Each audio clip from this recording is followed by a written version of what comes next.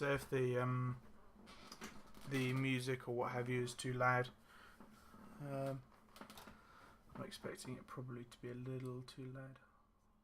I'll move my microphone down a little actually. Alright.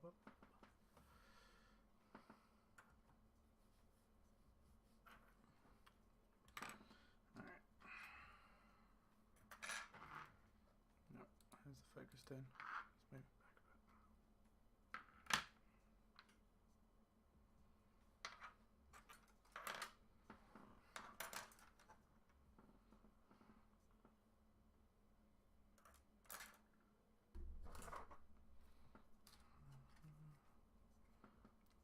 You're right, Stocksy mate, how you doing? Having a good day?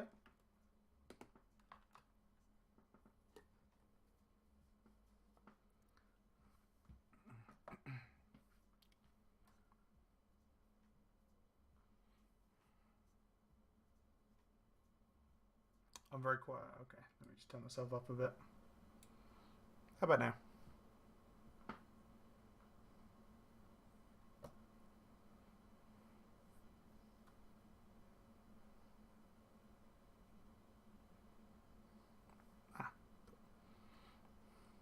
How's the background music? Is it okay, or do you want it a little bit louder?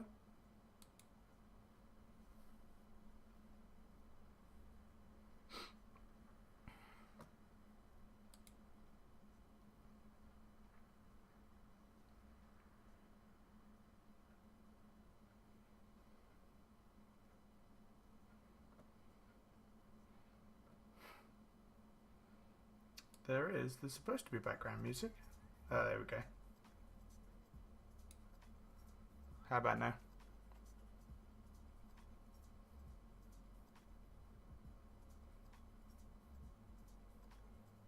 Hey, you alright? How you doing, Tiz Pirates? Has been a long time, actually. Has been a long time. I don't think you've actually ever...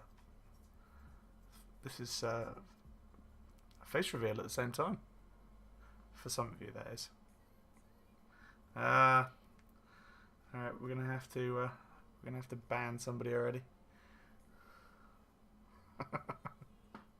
Love you, Goots. How you doing, Gooty? How you doing?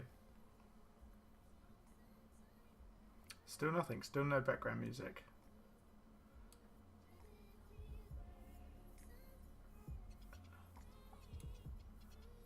How about now? Hey, you're right, Andy. How you doing?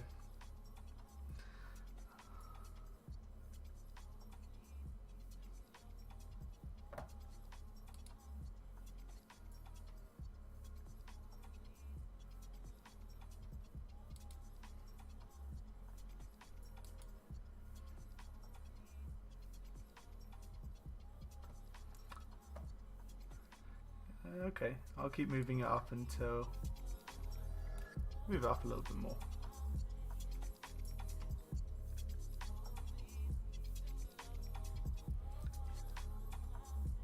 I'm pretty good. I'm pretty good, Goots. I'm pretty good. You're going to be upping your cube game, are you, Tiz? Well, watching this stream's probably not going to help you, but...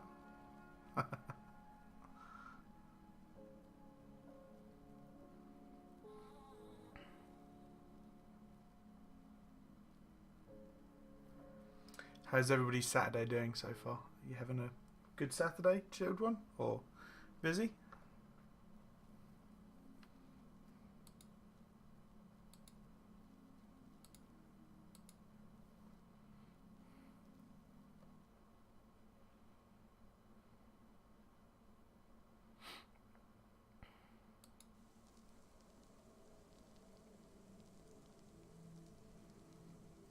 Good evening, Top Clack. Which I'm hoping is Jay. I'm hoping is Jay. Otherwise, quite surprised Brian is up to watch my stream.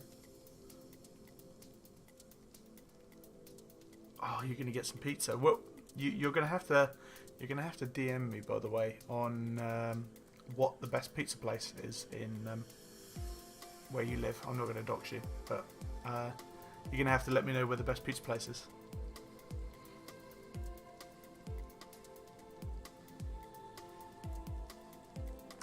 AJ, how you doing? You having a good Saturday?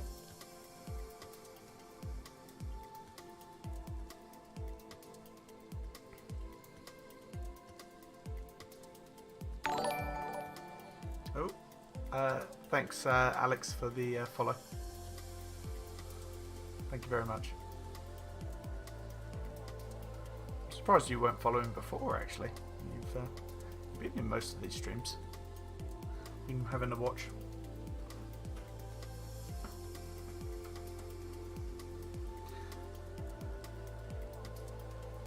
Scotland.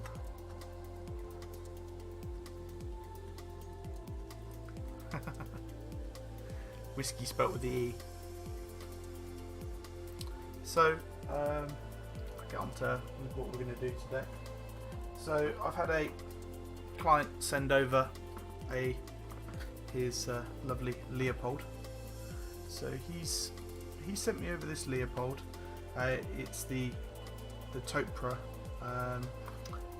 Topra version of it. Very nice board. I've had a little type on it. Made sure that it was all alright and that Royal Mail hadn't dropped it down multiple pairs of stairs.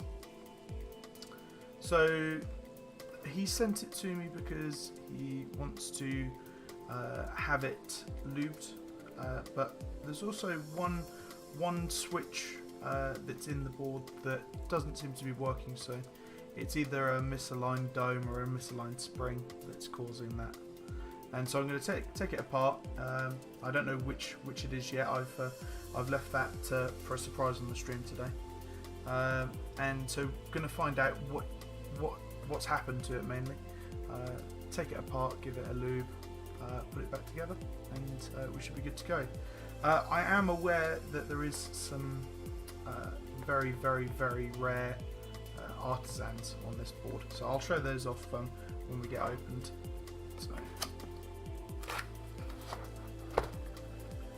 So this is my repackaging job. He did a much better job of that, seeing as it's been sat on my sofa for the last day. So this is his Leopold.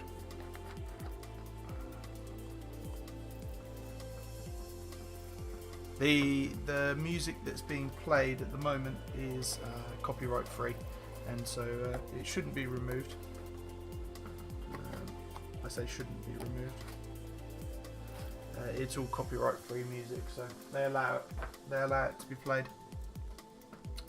So this is an ANSI FC660C. He's flipped the spacebar, as you can see. I'll just get the focus properly there. So this is it. It's a bit mucky in places. I'm going to give it a little bit of a clean, and it's a touch loud. Okay, let me just turn it down a little. Here you go. There you go. I brought it down a little bit. So it's a lovely little Topra board. I believe it's got Topra sliders underneath it. He hasn't done the swap to the NovaTouch MX sliders, but overall really nice. But these, let's see if I can get it a bit closer.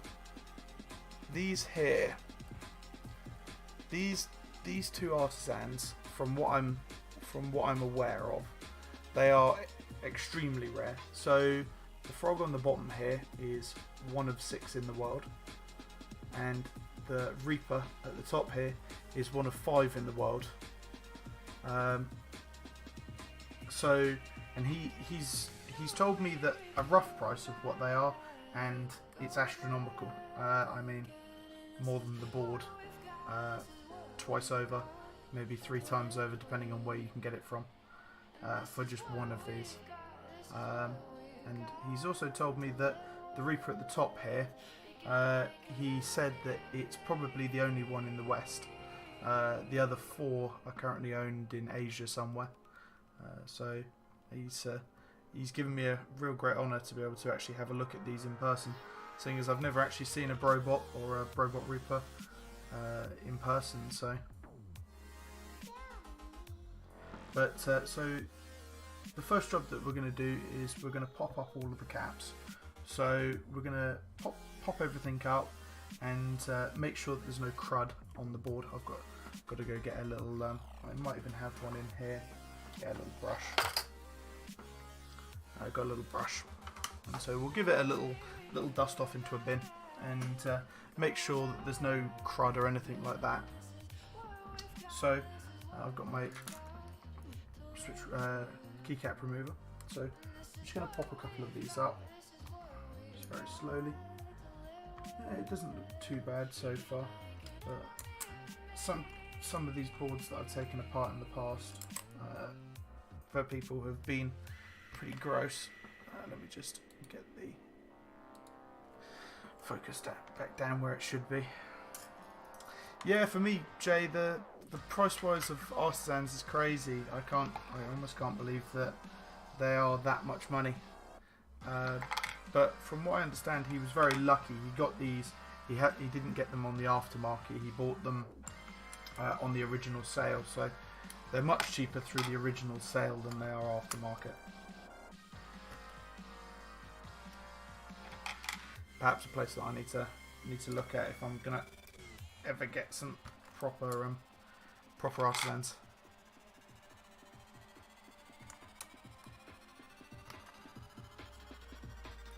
It certainly does, and it certainly does, Alex. And the amount that ProCaps actually makes is, I think, is he makes so few because of that exact reason, the rarity factor.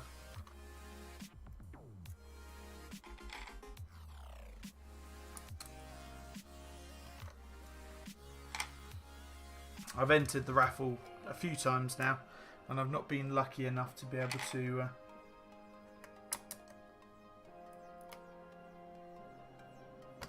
to get one yet.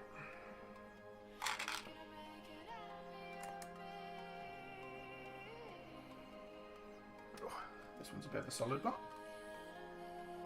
Oh, that was on there very solidly.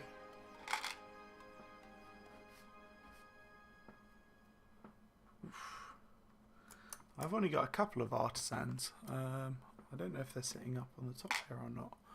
If they're sitting up on the top here, let's have a look. So I've got a very dusty Kira. I'll show you that. It's my little Kira. That's one of them. I've got a couple. Oh, I'm knocking thermal paste all over my keyboard.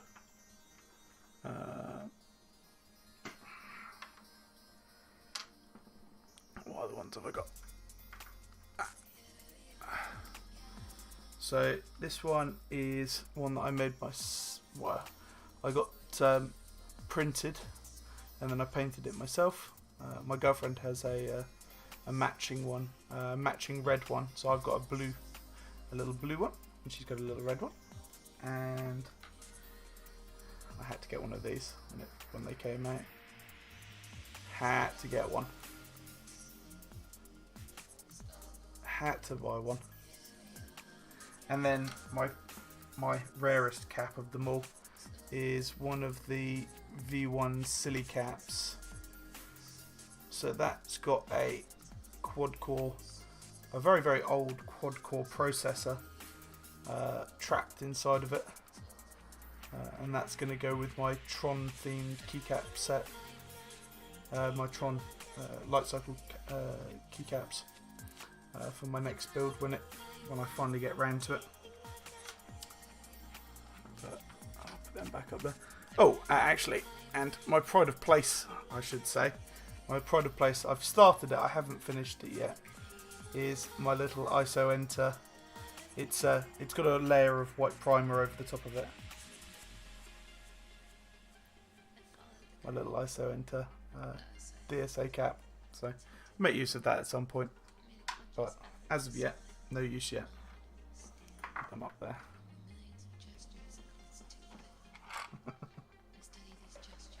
I'd be surprised, Spawn. I'd be surprised.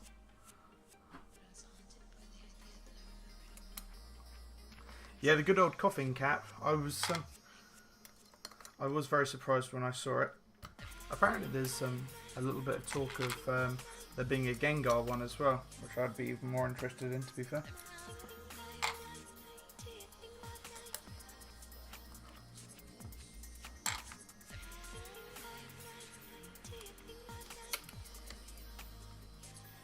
Now, my main concern, that one is on very tight.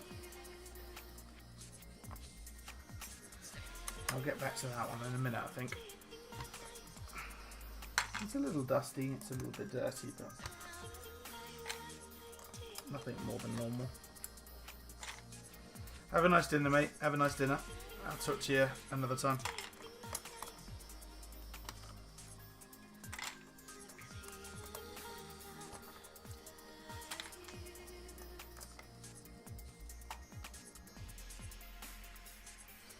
Ooh. You've just ordered yours. What colour did you get? I'm always interested to see what colours people went for. I think most people went for the stock sort of purple. That one came up very easy.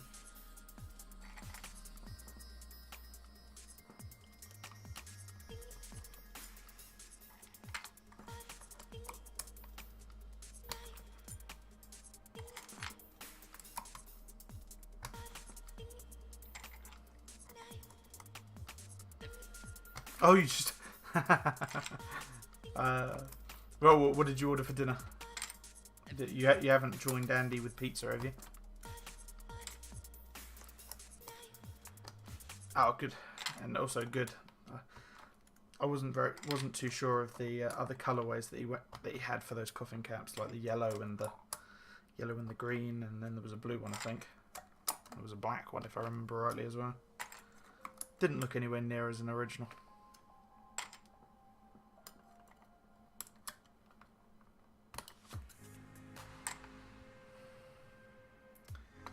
This is going to be a pizza ordering stream.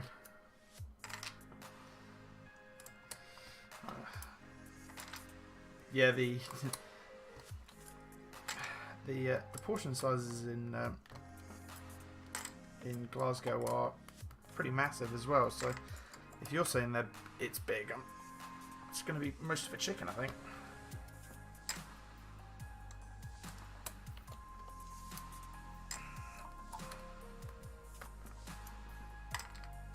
Make sure the focus keeps moving about a bit.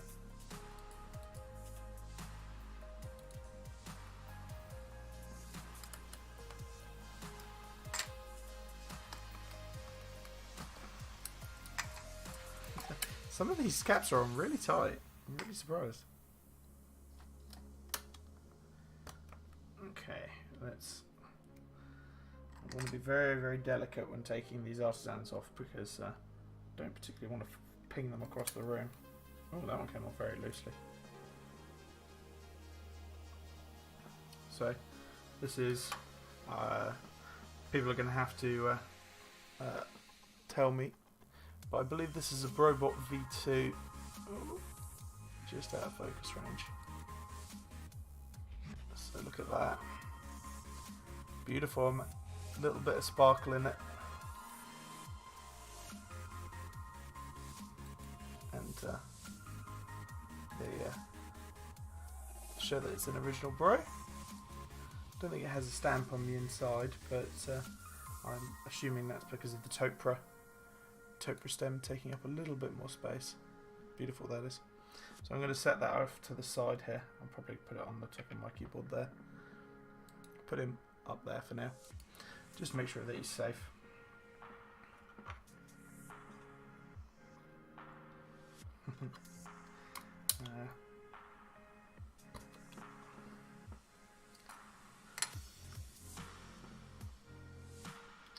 Okay, so which one's the stabilized caps?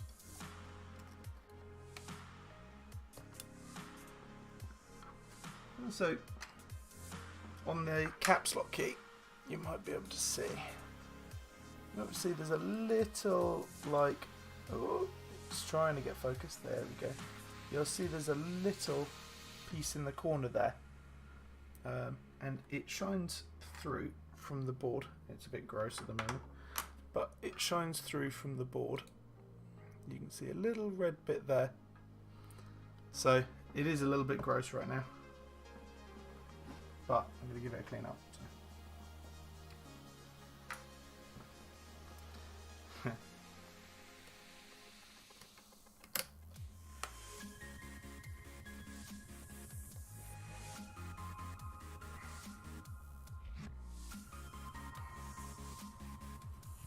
Oh, I thought this was going to be stabilised, but apparently it's not. I thought it was going to be a stabilised key. Makes me a little unsure on whether all of these are going to be unstabilised, or I'm assuming not for the spacebar, but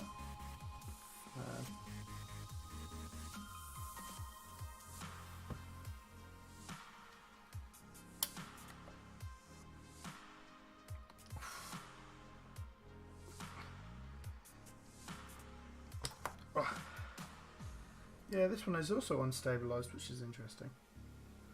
I'd have thought this would have actually been a stabilised key as well. Normally, they're under the plate, are they?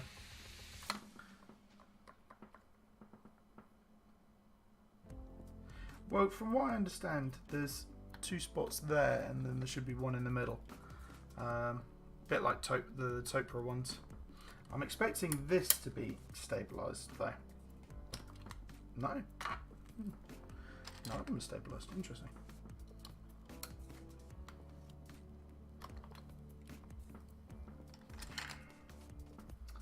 So I may need another extra one here. Going akimbo. I'll try and get it up one side at a time.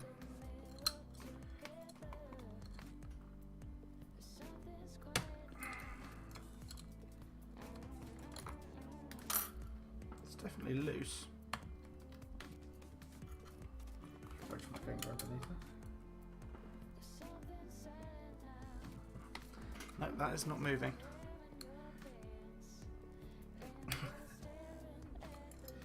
It's stabilised. Pretty damn well stabilised as well. Seeing as it does not want to move.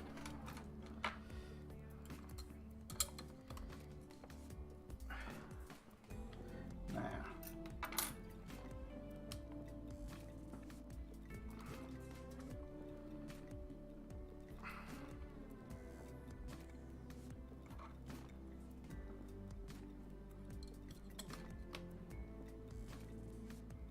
Try and lift it up one side at a time.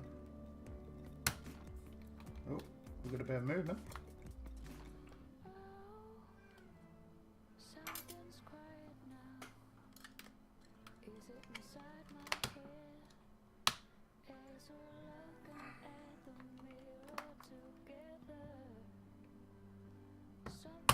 There we go. Jesus. Oof. Now that is big oofs. So I don't want to lose this little spring. It's pretty gross right now. My fingers are covered in stuff.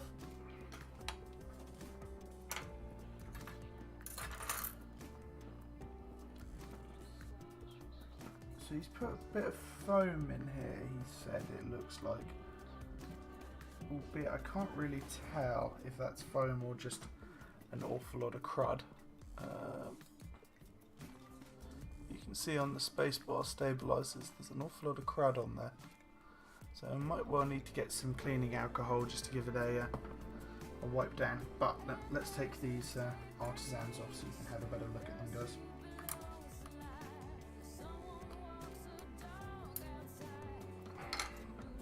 Okay, so this is, I'll save that one for a second actually.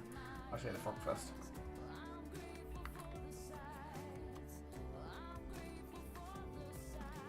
Just lift him up.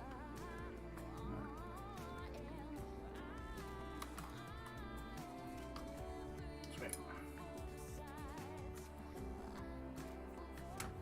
Alright, so let's have a look at the frog. He's pretty cute.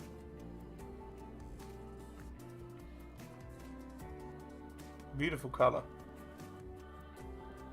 And so this is one of 6 that Brocaps have made. Likely to ever make.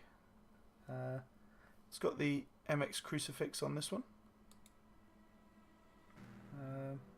What does it say? It's got the little Bro Caps logo on the inside as well.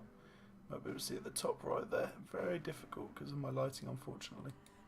You can just about see it. And then some sort of number inside of it. Don't know what that ascertains to. And he's also got a little fist on the butt. So we'll put him. He'll watch us today. And then this one. This is one of 5 in the world. And this is absolutely stunning. He's got like almost like a glitter swirl inside of it. It's absolutely beautiful.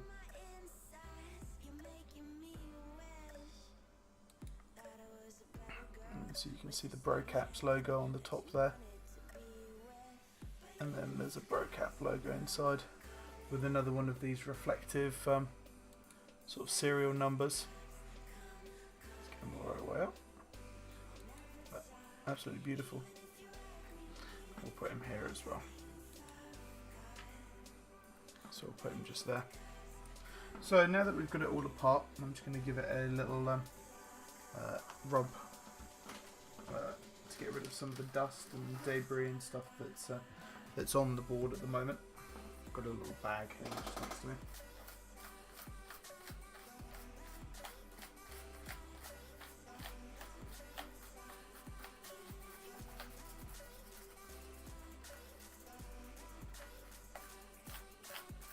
So for this build, the client asked me to lube it with 3204, which I've got some of right here. And so he went through the process of buying it for me, the 3204, sent it to me, and so that's what I'm going to be using to lube these tonight and make them much smoother than they currently are. But getting rid of some of this dirt will probably help a little bit.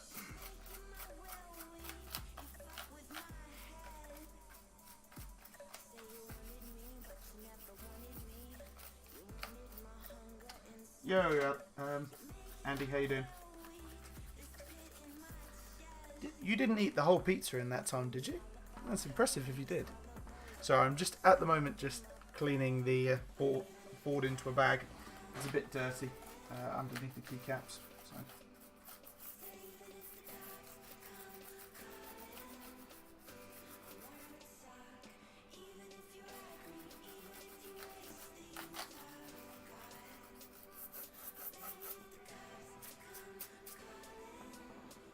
That's a bit better.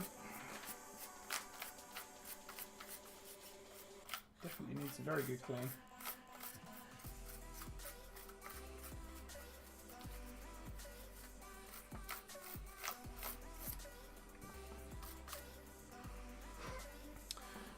So that's it now. It's a little bit cleaner. A lot less junk on there. And cleaned it up just a little bit.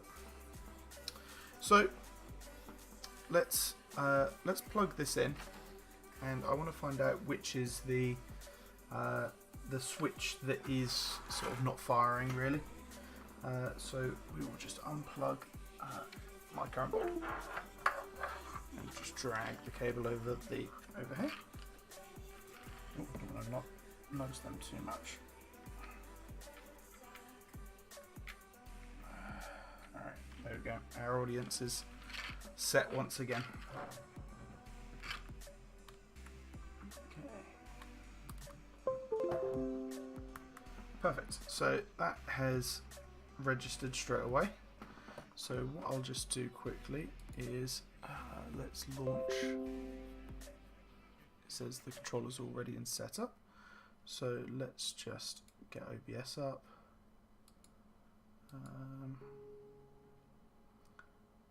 Let's do a new window capture. Don't really care what it's called. There we go. So you guys should be able to see that.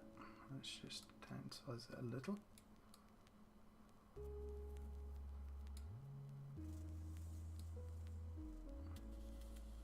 That should be about right. So we're just going to go across the board quickly and just make sure that everything is working as it should. You can see my mouse there. I should get rid of that quickly. There we go. So let's just go over the board. 2, 3.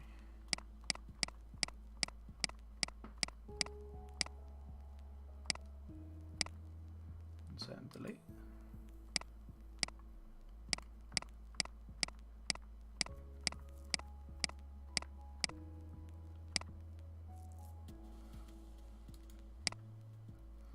Okay, that's not showing up, but this is an ANSI board, so it's just in a different layout, that's all.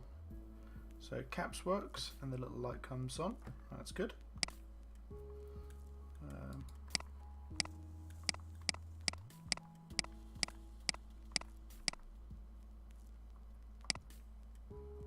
Oh, the enter key was a bit off there. It seems okay now. First touch of it wasn't right. Seems fine. Be very surprised if there isn't a problem. Now. So I pressed that a couple of times. It might just need a little. Wiggle.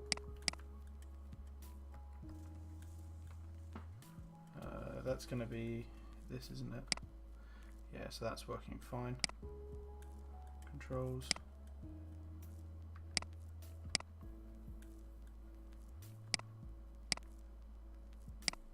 So that's the Windows key working fine. So that's all working fine. So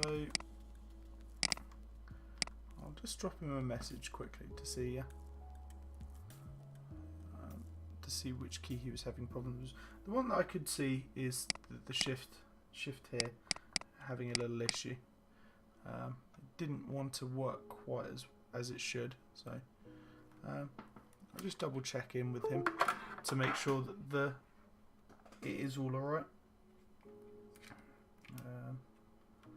I couldn't find anything just then, so move these guys out of the way because they are going to get in the way here. Be a very easy keyboard repair otherwise. So let's just remove that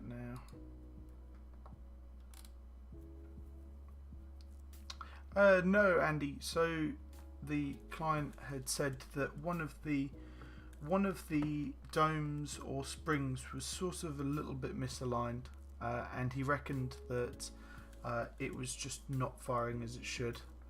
Just being across the board though, and everything seems to be working completely fine. So I'm going to drop him a quick little message just to make sure.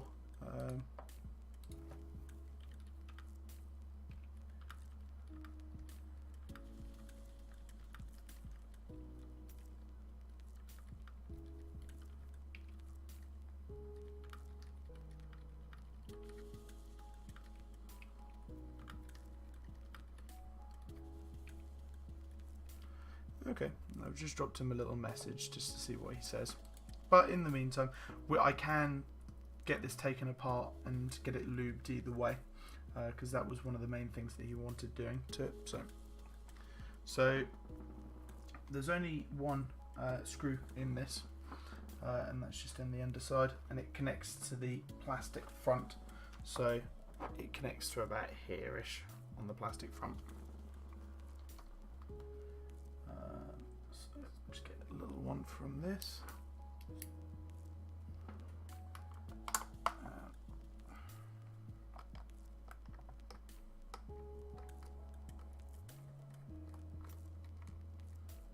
Okay, that's the screw out. Just put it on this little plastic thing over here. So, and then it's got a bunch of, you guys might be able to see it here. You can see the little clips. There's a little clip here, one here, one here, one here, one here. And so all I need to do, it looks like he said a little bit of a go, and go at the clip up in the corner up here.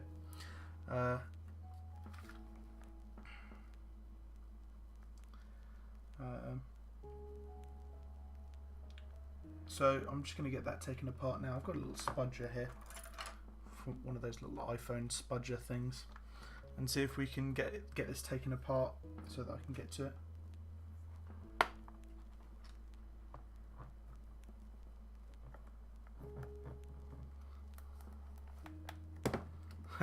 The Royal Mail's Leopold service, realigning things for you.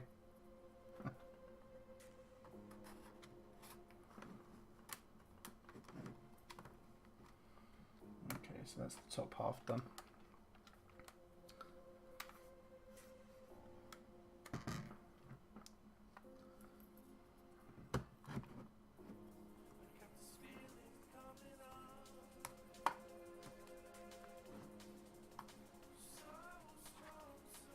Oh, it's dropping a message, I think.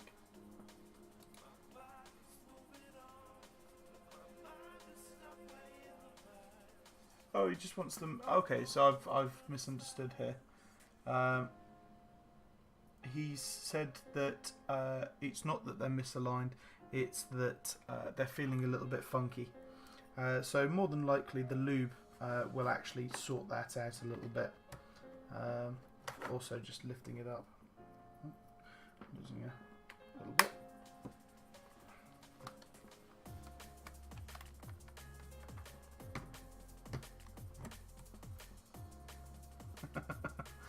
Yes.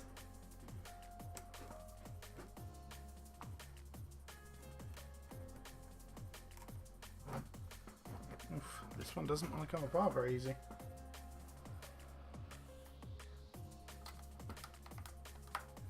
There we go. Sorry, you guys might not be able to see this very easily. I'll need to get it wedged on my lap a little bit better. I'm gonna get rid of the spudger. I brought some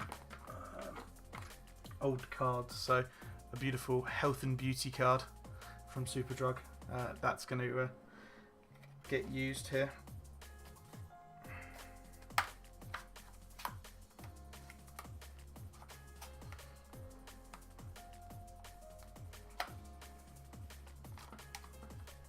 Okay, so it's coming apart. So the client is blaming his brother currently on why it's not clean, but it doesn't matter.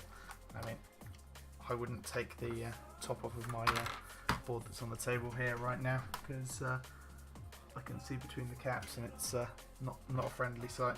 So that's the top off, so you can see that the one mounting point that it had was just there. We're going to give it another little clean, because it looks like some bits have just gotten into these sections. So we'll just put this off to the side for a second. So normally I think that there's a couple of screws that would be attaching things. I like the use of foam that they've used here. So need to be very delicate with this, because how they do it is they have a microcontrol, like a not a microcontroller, but a breakout board is what I'm trying to say. They have a breakout board that attaches to it. So we're just gonna disconnect this very slowly. There we go. So the main PCB is away from the other section. So we'll put this just here for a second. You can see what the client has done. They've put some of this sort of like sound dampening gel foam sort of stuff onto it to help reduce some of the noise that's in there. It's quite good, to be fair. It's not bad stuff, this. I usually opt for shelf liner, because shelf liner is pretty cheap. That's what I normally opt for, but this works just as well. So I'll just catch up with the chat for a second.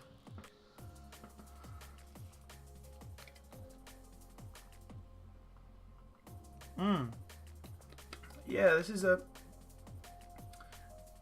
very easy to take apart. One screw to take it apart, and then the really annoying part of it with all Topra boards is that they have hundreds of screws across the bottom. You can see all of the screws across the bottom there to hold the PCB in place with the plate. So you generally end up having to fight the PCB a little bit.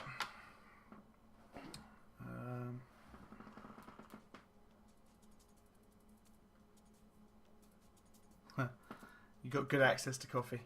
Well, you always need good access to coffee. Always, but always. Albeit, I'm much more of a tea drinker, so.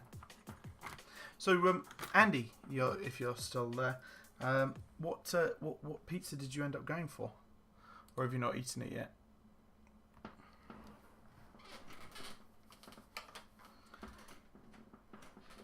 So, it doesn't look too bad from here.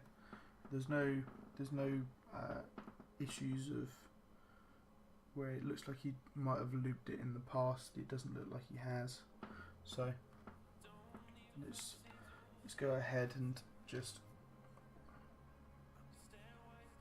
There's a bit of electrical tape here and there on the board. One thing that I noticed earlier. But let's get this taken apart. We went to Pizza Hut. There's a oh, you're at uni, okay. Oh, I see. I was going to say, I was going to be very surprised for a second there. Okay, so one thing that I'm just going to do is I'm just going to put this black screw back in place. Going to be smart here. There's a couple of screws that are silver ones, these ones here, and then the rest are black ones. So there's a silver one there as well. I'm going to just make sure that that it's all alright first. That I've got a copy of it, sorry, that's what I should be saying. That I've got a copy of it so I know where the screws go back into.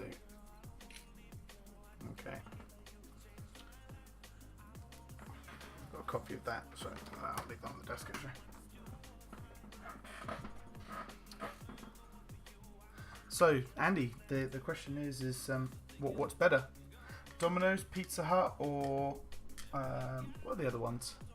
Papa John's, Papa Blessed? What are your thoughts?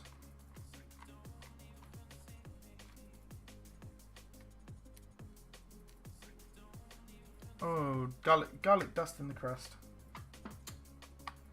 That's a shame.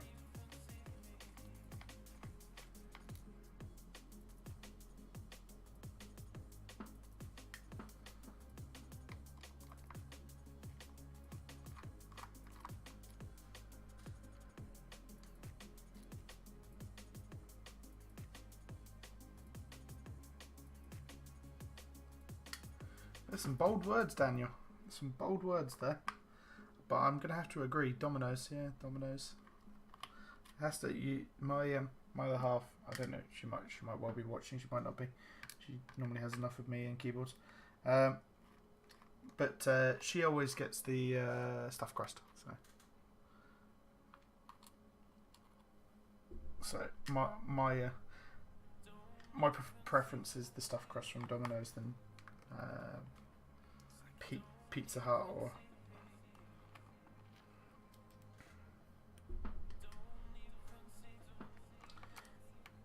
So when I take this apart, what I'm hoping here is that the domes themselves, the domes and the springs, aren't going to move. Normally they've got quite a good sort of suction to the board, and they won't pop off, sort of thing. And so they'll hold their positions quite nicely, and then I can just get to work on the sliders. Just giving, I'll probably give them a quick clean because they did look a little bit dirty, and a lube. So.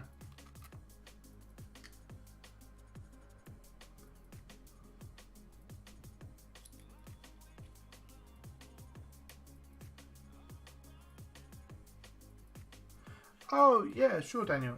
So I'm actually going to be trying probably on the next stream, because the next stream will be maybe next week, the week after. It'll be a short stream because I'll show you guys what it is. So this is my little Great Wave board, and if I type on it,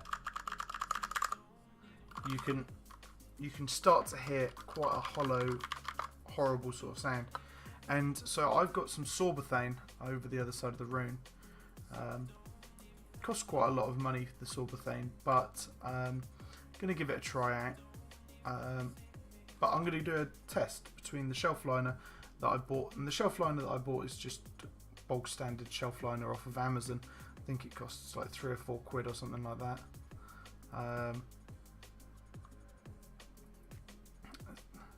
Sounds good. I mean, so this currently has a mix of switches in it. It's got some. I like the fact. Okay, so I do like the fact that you've said that it sounds good, because this has got cherry browns in it, and it's also got some. The bottom row is box reds at the moment, and this key and this key are V2 Zelios. So unfortunately, Stocks, you've played yourself there, and you've dug yourself a hole. If somebody would like to clip Stocks saying that they sound good, I would very much enjoy having that for later use on the Discord servers.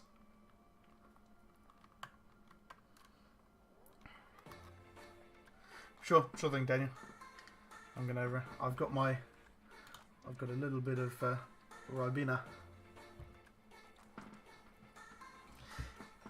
Yeah, I wanted to do a sound test difference, Andy, because the sorbethane costs significantly more. I think it's going to be for the 2 Norbauers that I'm going to have, and so for the 2 of them, it's like 45 quid for the sorbethane, which is stupidly expensive. And the shelf liner is 3 or 4 quid for probably. I think I could probably get 10 or 15 boards out of it. You get that much. So it'll be good to get a decent sound difference between the 2 of them. And Andy is right there. It is a brass plate. It's a. I'll show you a little bit better. So it's a sandblasted brass plate, and then obviously you've got the Great Wave on the underside. And I've added some little feet, albeit I need to add some little washers to where I've damaged it a little bit. But yeah, the sorbethane actually costs more than the plate on this, so.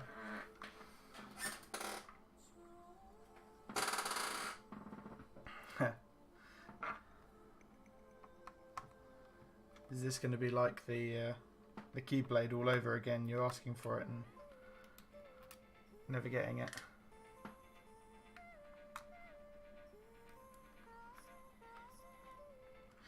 Yeah, 45 quid is, but for the idea of science, I thought I'd give it a test to see if it was actually worth it. I'm sceptical on whether it is, but the sorbethane, I'll go get the sorbethane now, and I can show you it. I think I've even got some shelf liner over there, so let me just go grab them and I'll show you them off.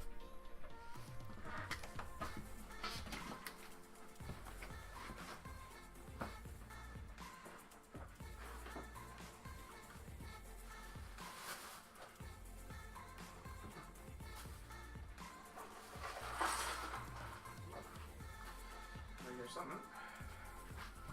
So the sorbethane is currently stuck on this, because it is extremely sticky and it sticks to itself all of the time. You stick anything else to it as well. So this is the sorbethane. It's not the whole thing, but you can see if I peel it up a little bit, it's quite thick. See if I can get a good view of that for you.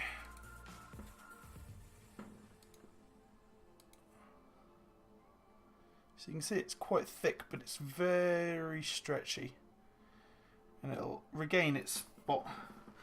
And so the width of this to here, from there to there, is pretty much exactly the width of an Overtouch PCB and plate. So it'll fit into the Norbauer case just perfectly. But this is quite thick stuff, and it's quite rubbery and squishy. And it's, I don't know how to explain it really. It's just got like a squish to it. And then this is the stuff that I normally get. This is just the cheap shelf liner, as you can see. So I normally just put that in the bottom of the case, and it dampens the sander from it quite well. So Sorbothane, Andy, it is specifically made for sand dampening. This isn't made for sand dampening. This is for lining shelves, for putting under breadboards and stuff like that, so it doesn't slip. It's like a non-slip mat. That's what this is used for. So it's not its proper use. But Sorbothane's proper use is to absorb sound, absorb vibrations, and it's marketed as such, and it costs a similar sort of a price to something that would do something like that. Priced specifically for the job. I did look at sort of the anti-vibration foam, the sort of noise blocking foam that you see on YouTubers' videos. Had a look at some of that, but they don't sell it thin enough to actually, for me to be able to make use of it inside of a keyboard case. And apparently if you shave it back, it makes a horrible mess because it is just foam, but also it doesn't do a very good job.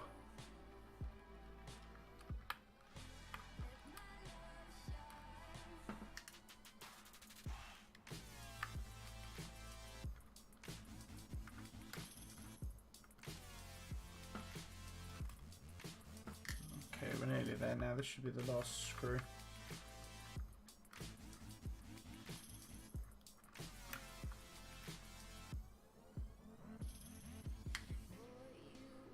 Oh, no, sorry, there is a couple more back down by the spacebar that I didn't notice. So it looks like the silver screws are circled. Each of them have got a little white circle around them, so that's an easy way for me to remember, but I do have that photo as reference as well. So the plate is coming away from the PCB here.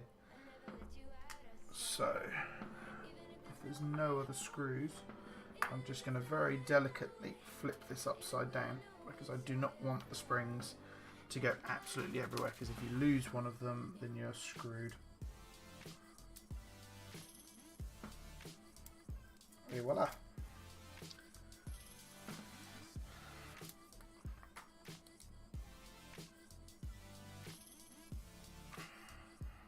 So this is what the inside of Topro looks like, and so it looks like he's attempted a lube job beforehand on this, and I'm not going to touch it, but it's a little bit thick. Tick. I'm now stuck with the board in my hands and lube on this. I don't want it on there.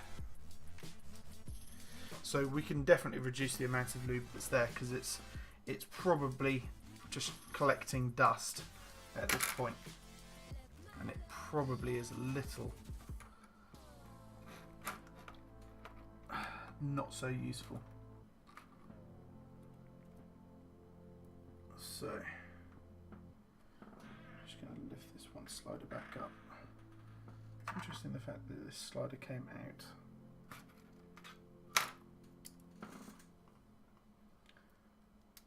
Obviously it wasn't in very well.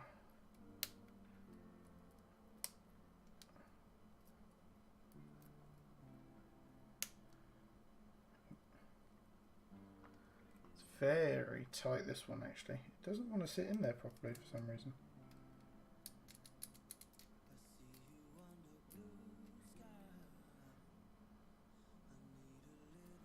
Looks like it's been forced in at some point, and or it's just gotten damaged in some sort of way. Yeah, so I see what Stocks was saying earlier. You can see the stabilised keys. They are internally stabilised, which is an interesting design, seeing as the Nova Touch, it actually stabilises them externally, like a normal plate mount stab would. So what I'm going to do is, now that we've got this apart, you can see what he's attempted to do here is he's put a little bit of like stuff there to try and dampen the sound. So what I'm going to do is I'm going to peel that up for him, and I've got some hockey tape over there, and I've done a test between this and hockey tape before, and it greatly reduces the amount of noise that gets output by the space bar. So I'm just going to move this off to the side here. So we'll put this underneath my other monitor, because I don't want to disrupt the springs and caps and all of that too much. So I've got another pot here, so I'm going to put all of these into there one at a time. See, this one, that they should be captive is the main point of these, but this one here in the top right hand corner is not captive whatsoever, it just falls out. So it looks like either that one has been damaged in the past or something's up with it, so I'm going to keep it away from the others just in case. See, that one comes out with a lot more friction.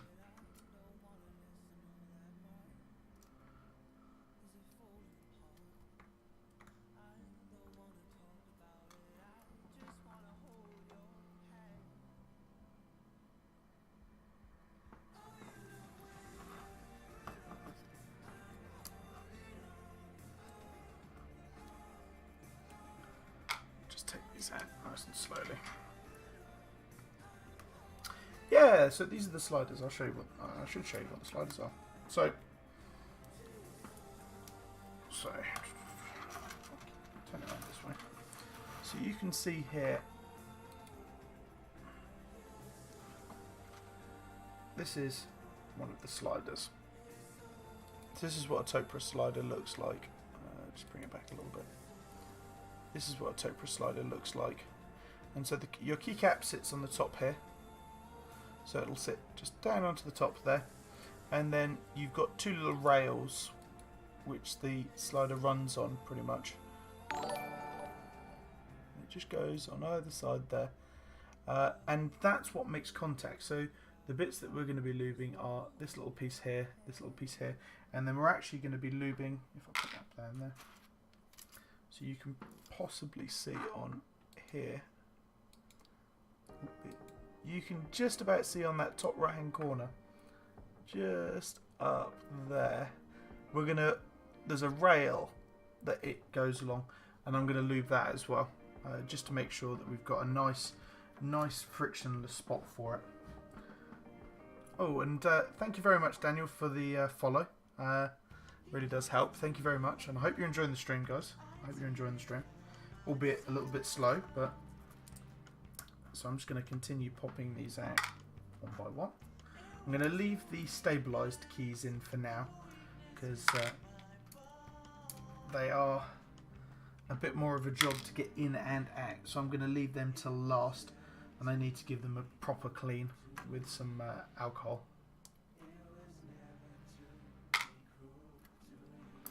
I have got some silicone super lube.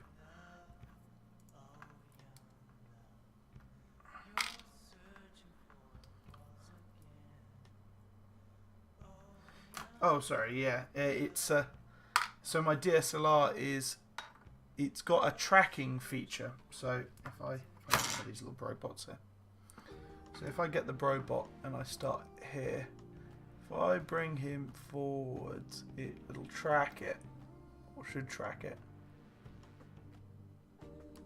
So it should just keep tracking it and it'll track it in the opposite direction as well. So it'll follow him around a little bit. So it'll keep the focus on him. Unfortunately, as soon as I click somewhere, it will follow it.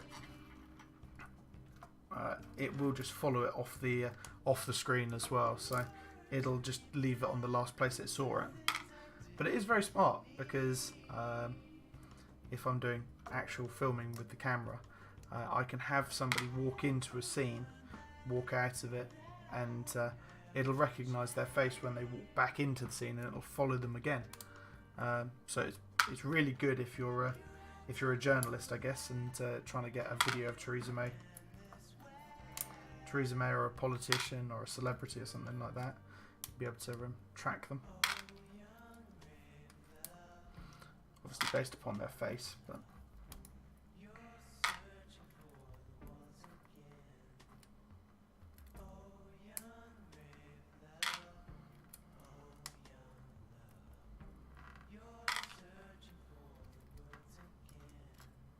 So I have actually got a DSLR set up to this stream. If I take my webcam, just take it and there he is. So that's my DSLR. Oh shit! I just screwed up my webcam there. There we go. Down a little bit further. So I've got a DSLR set up at the moment.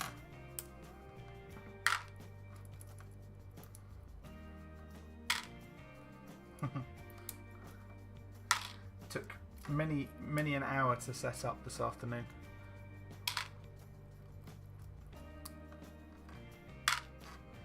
But I did intend on having my macro on the camera earlier, but it was just not playing ball. I don't have an awful lot of space behind where the camera is currently, but when I move house, I'm hoping that I'm going to have a lot more space in the office to be able to set up a proper macro lens and stuff, and be able to do a nice shot for you.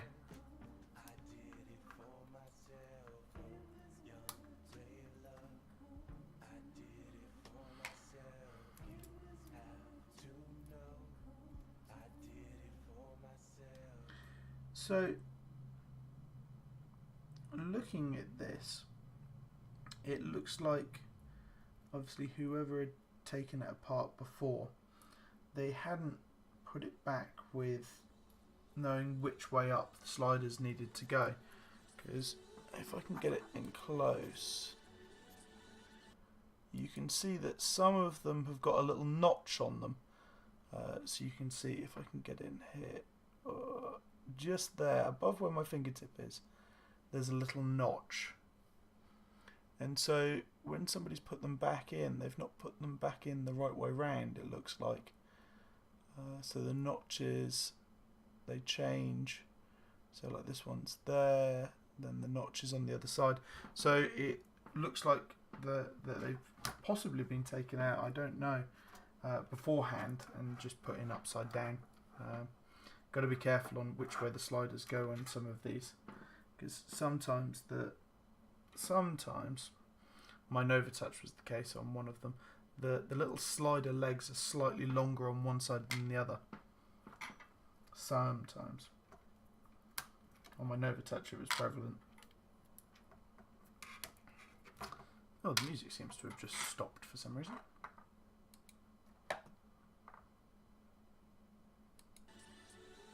Oh. Had that Netflix thing where it said, are you still there? So, my hand seems to have glitter on it now, which has come from this board since I had a shower just before the stream. Got to be looking my best for you guys.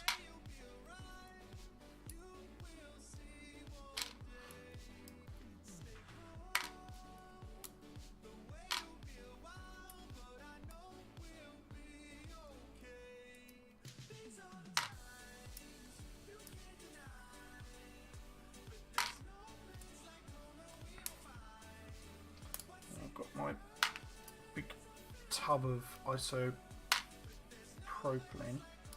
and that.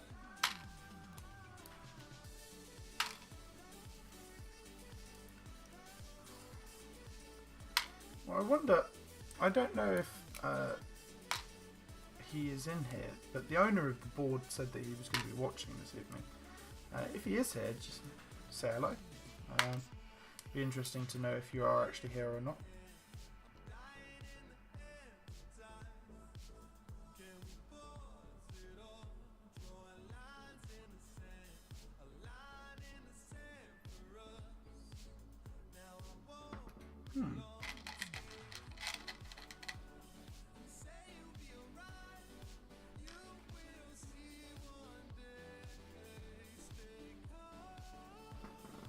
It's interesting. So this one seems to have... This one has a silencing ring on it. But this one doesn't. Oh no, it does. It has a silencing ring on it, but it's just all squashed up. So I'm going to have to take care of the silencing rings on these as well quickly.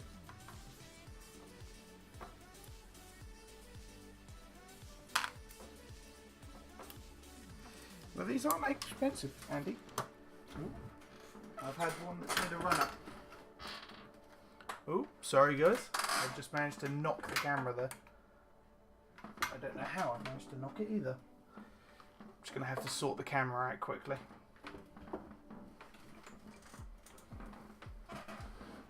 Rolled back and I rolled into you guys.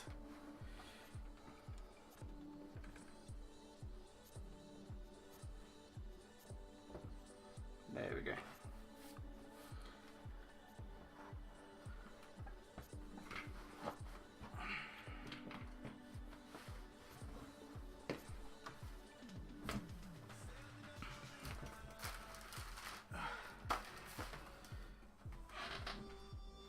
Managed to drop one of the sliders at the same time whilst knocking the camera. There we go. We're back to how we were. Sorry about that, guys. Didn't mean to knock you there. Oh jeez.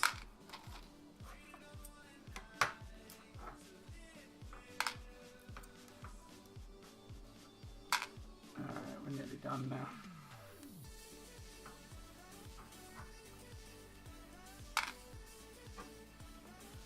Okay, so that's all of the sliders out except for the very sticky looking. Show you that. The very sticky looking stab wires, which if anything, I'll be honest with you, I think have been quite over lubed, and it's probably at this stage hindering them more than it is being useful because of the amount of lube that's there, and there is quite a lot of dirt mixed in with that lube, unfortunately. So it could be a lot better is one thing that could definitely be the case. So I think what I'm gonna do is I'm gonna pop these out now. So let's just lift them out. They are very, very sticky. Stuck to my finger.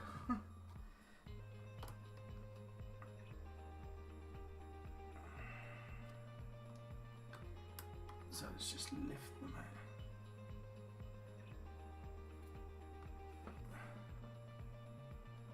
Yeah, it's very sticky. Right.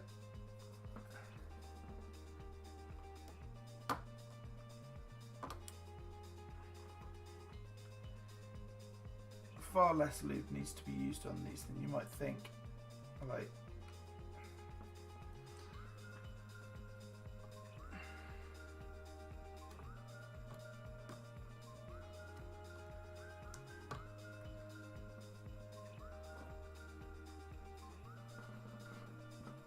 I need to get a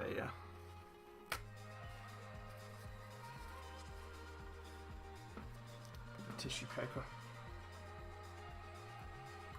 My fingers are getting covered in lube.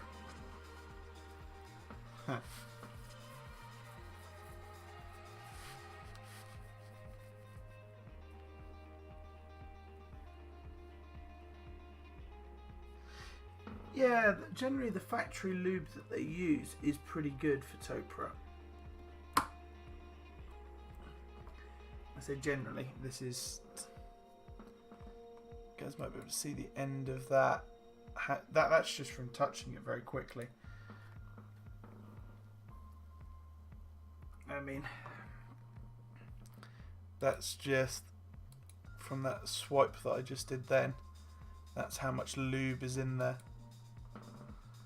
And you can see it on the top there. It is quite...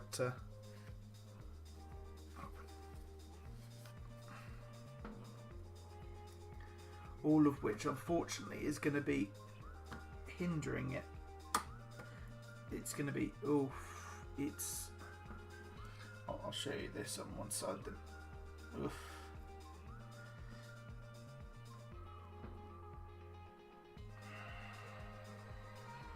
Really, I want to pull the sliders up as well.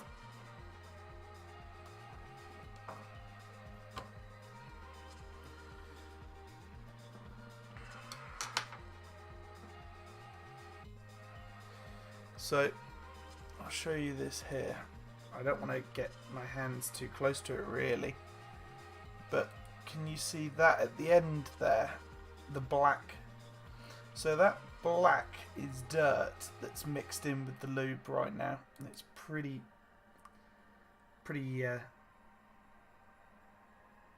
dirty. I have to clean my desk. So it is. Pretty dirty right now, so it's definitely going to need a good clean out of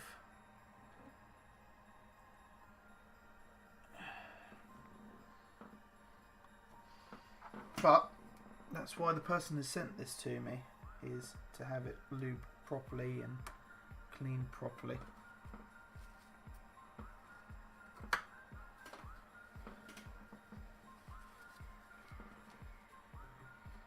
Get in there with a bit of tissue paper to give it to get rid of some of these bigger chunks of lube.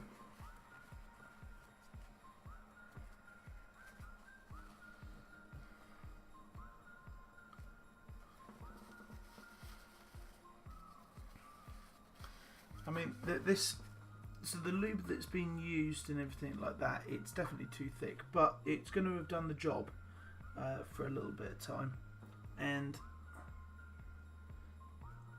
it's probably started making a bit too much noise now, or it's started feeling a bit scratchy or scrapey, or it's starting to feel that way at the very least. So I'll try and get it to focus in on the right spot, seeing as it keeps losing focus.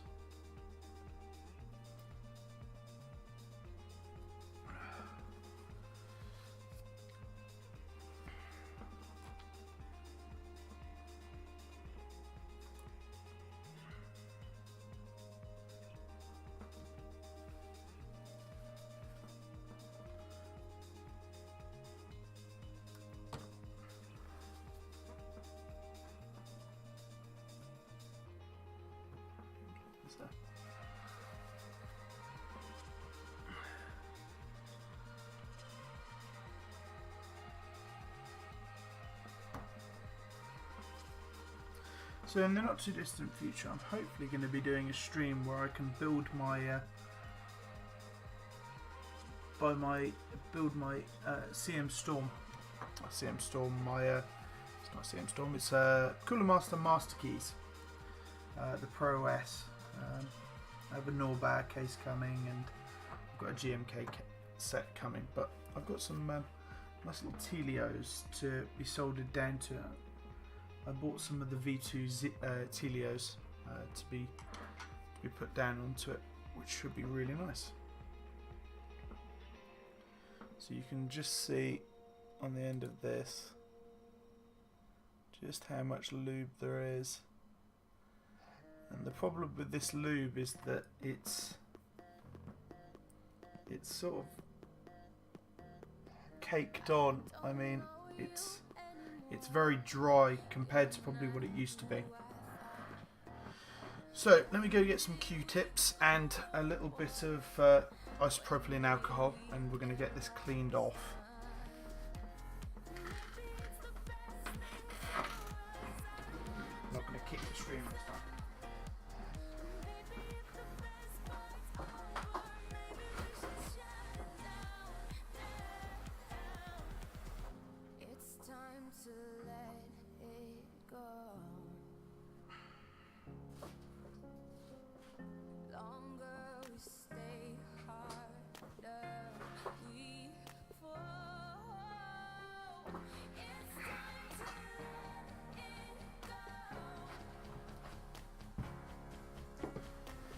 Okay, so got a bunch of Q-tips now. And got some isopropylene alcohol here.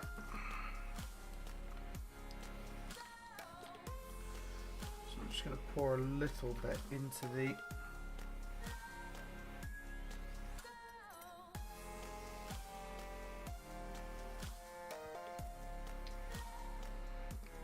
cap. I've got a little bit on my hand, but that's too much.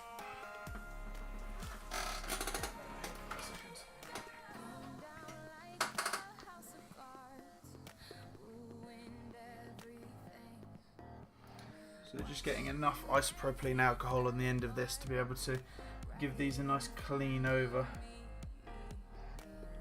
There we go.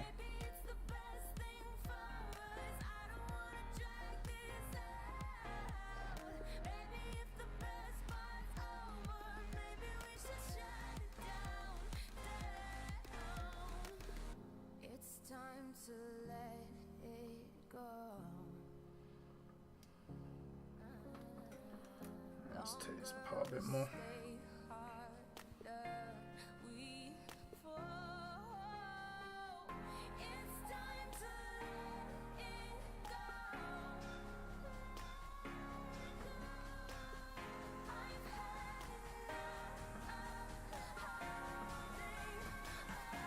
So have you guys got any builds in the works that you're thinking about doing?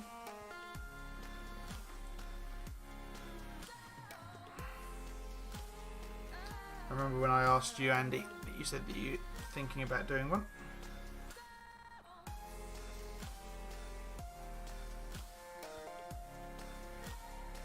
Tears, have you got any thoughts on builds or anything like that?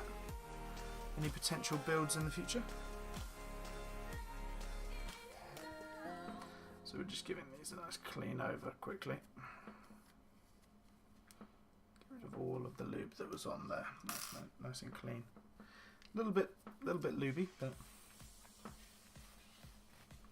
too many builds. That's a very southern problem, I think. There, Andy. Very southern problem. What builds have you got?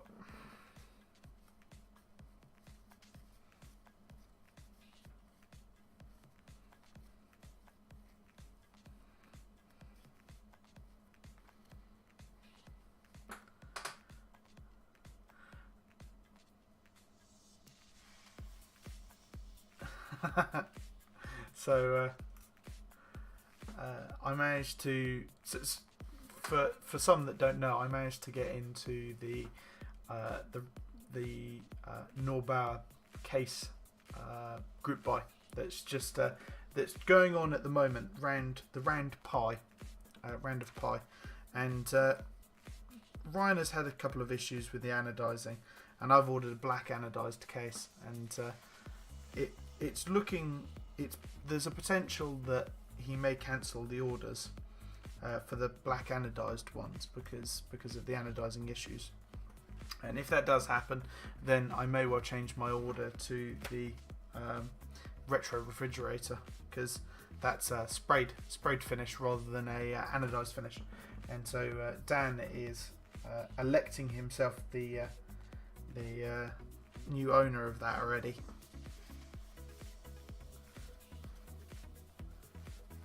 So stocks, you've got a kayak and a 60% Alps build. What Alps are you going to be using, if I'm asked?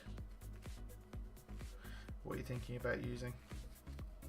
Because that linear yellow that you sent me, the SKCL yellow, that was really nice, really nice. Very, very smooth, very, very quiet.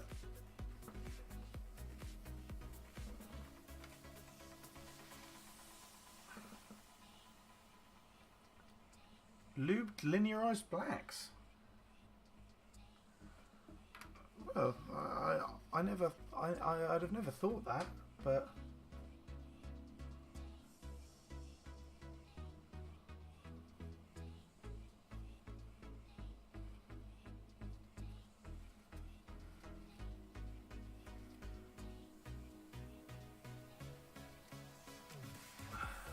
I'd have never thought about going for linearized blacks, if I'm honest, because I never really liked the feel of black Alps in general. They always felt a little bit scratchy and a little bit crap.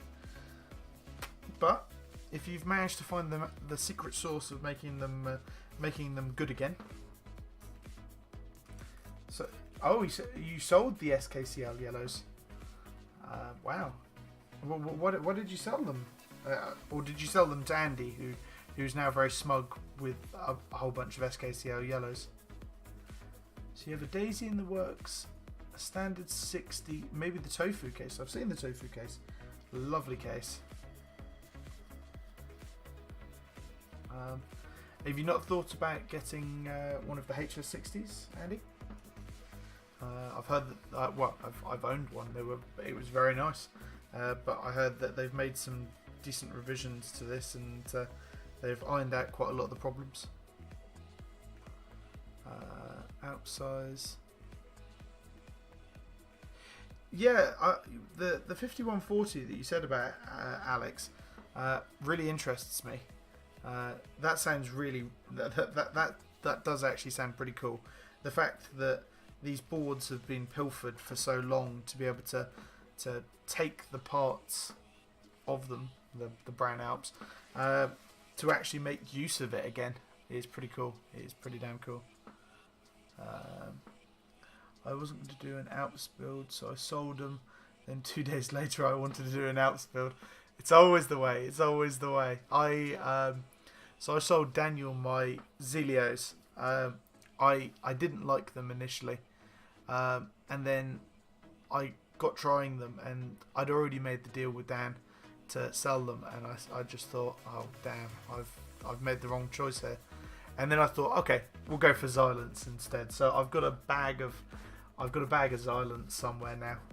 But he got the better end of that deal. So seeing as I had to pay for shipping, and I lubed them and I stickered them and everything, I felt like an idiot afterwards.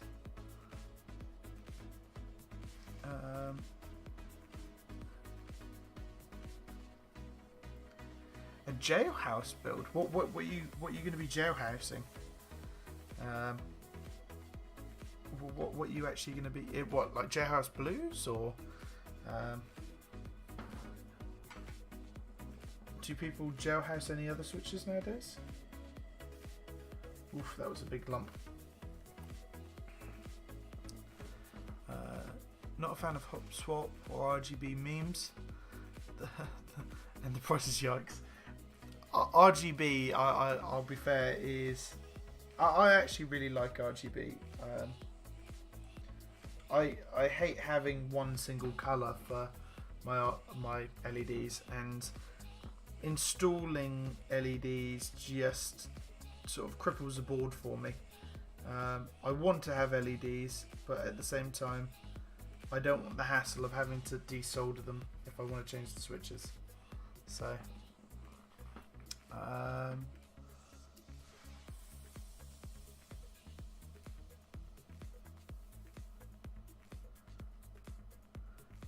some PC projects, ongoing projects, as selling things is always hard. Yes, selling things in this hobby is extremely hard. I think most people at some point turn into a hoarder. We all turn into hoarders, and we suddenly end up having like a few hundred switches laying about that aren't in use, and then a couple of PCBs and a random plate from something. Yeah. So the jailhouse project between you, Dan, and Mayor Advice Guy, I haven't heard this, so you're gonna have to explain it to me now. I'm interested.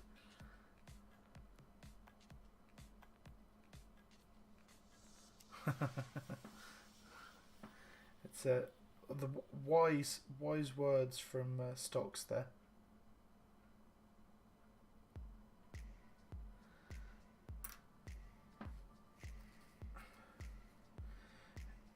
Almost sounds like a quote from what is it? The Art of War. Can't think of the name of the author who did The Art of War.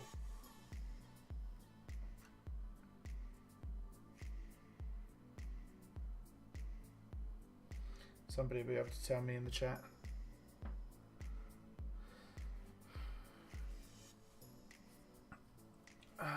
And Jailhouse Kale Pro Heavies. Just to give it a go. Okay. I made a 3D printable one, which are just like JSpaces. Okay, I've tried JSpaces before. I wasn't a massive fan of JSpaces. I put them on Cherry Blues and Gateron Blues at the time, and they didn't feel quite right. So there was something that didn't feel quite right, and then I ended up ruining about 4 or 5 switches by putting them into Gatstols. Gatstols do not react well with JSpaces. Sun Tzu, yes, that's it, yeah.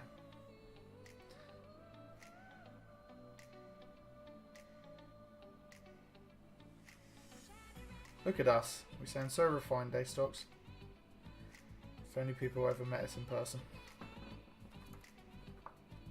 And don't tell me to only speak about myself there. So that's delubed one of them. I've just spent an age just getting rid of the lube off of this. Then he worked on V2s, which didn't reduce the amount of travel from the switch once the mod was done. Oh, okay. That was always a big problem with JSpaces, was it did reduce the travel pretty significantly. But that's interesting if he's been able to counteract that problem.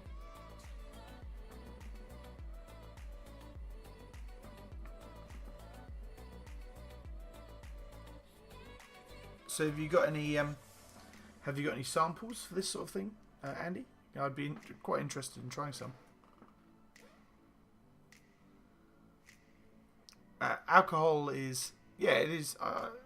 Depends on what sort of alcohol. Bucky bombs, stuff like that. Buckfast wine, probably not as refined as you probably might think. Oof, that's a lot. But maybe a nice whiskey of some sort, or a nice gin.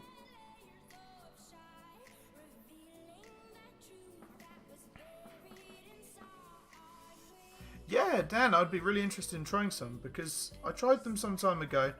Bought them from America off of the Evans website.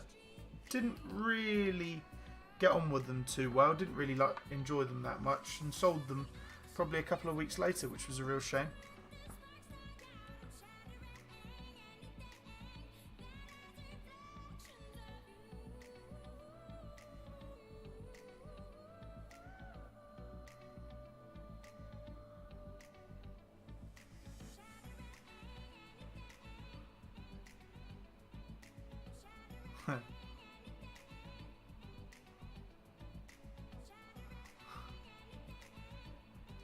You always get more out of a stem if you chop the bottom off of it,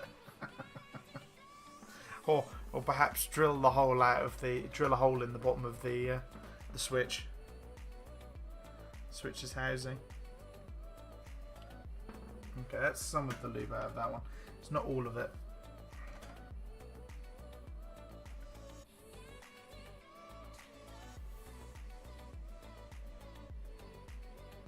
Really don't need this much lube that he's used, unfortunately. I'm going to try and speed it up here because we have been live for an hour and a half now, and I've only taken the board apart and started taking the lube out of this thing.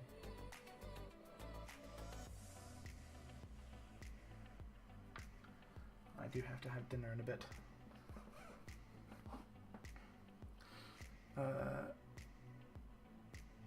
He was handing them out like sweets in Edinburgh. Oh, no. No. No. Oh, I wish I could have made it, dude. I really could have wished I made it now.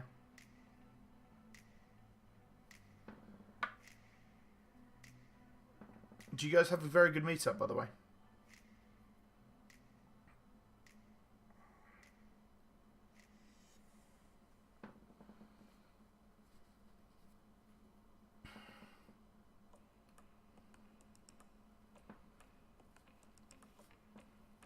I've got some messages on Discord at the moment.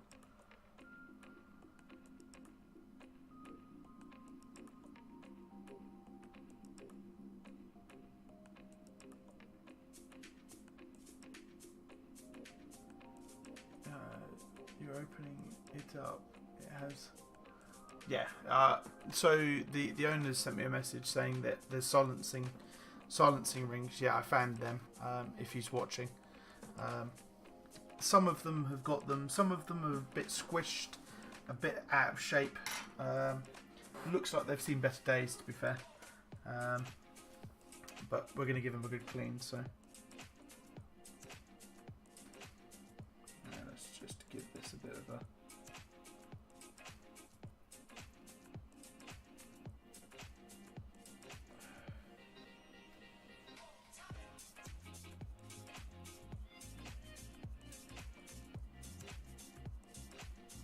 So I'm just going to give them a good clean through now.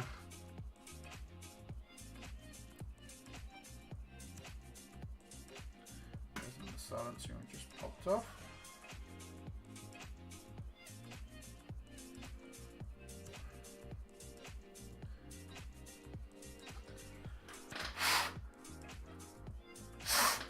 There is literally lube all stuck in this one. So let's see what you guys are saying. Very good. I was the only Scottish person there. Well, I'm surprised. Not many of you guys up in Scotland have enough money for keyboards. I'm joking there. Love the Scots. I really do love the Scots. It was really good to say there were only 8 of us. I mean, 3's a crowd. As long as you guys had fun, that's the main point of it, I guess. It's not about how many people turn up; it's about how much fun you have. If you guys had fun, that's what matters. Yeah, I wish I could have gone as well. To be fair, I was. I'd put it in the calendar. I'd sorted things to be able to make it up there, but with buying a house fairly shortly, I couldn't justify the money that month. Who sells the best silencing rings for Topra? I've heard things about KBD fans. I've heard good things about the KBD fans ones. Yeah, the KBD fans silencing rings are really good. I have got, I can't remember which ones I've got now. Hyperspheres. Is it Hyperspheres? I can't remember now. I got some very good ones that IDEX will installed for me. He was the owner of my Topra board that's up on the wall at the moment before me. And he installed them and lubed it, silenced it, and I've since gone back over and re-lubed it. Yeah, the silencing rings that he put on the and at the time KBD fans weren't selling their silencing rings, so excuse me.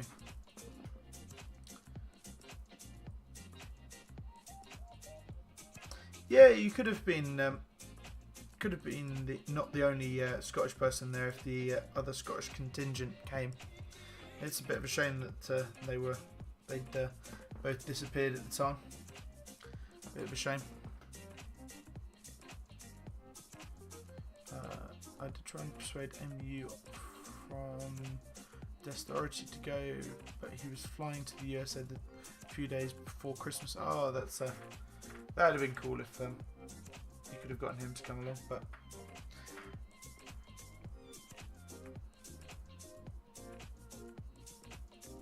Well, we still have the London meetup coming up, so which I'm still sorting out. So we'll have that in the not so distant future. Sorry, I should. Oh, I've knocked the camera again somehow.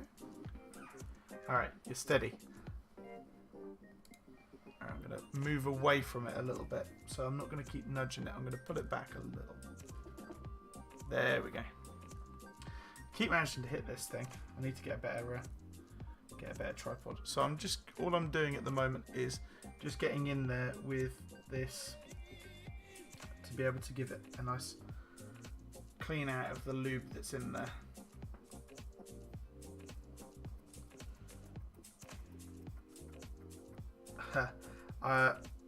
I may have a keyboard wall in the new study. I'm not sure yet. Depends on it depends on what the woman will allow, really.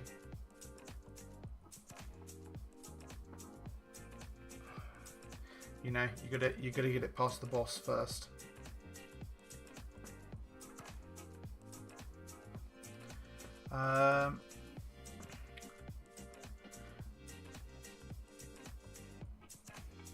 There may well be a Birmingham one, albeit I won't be organising it if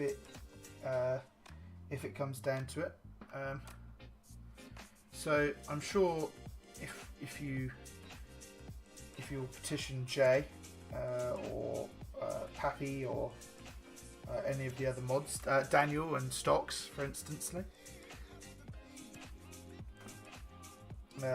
they might well be able to step up to be able to do the meetup for that.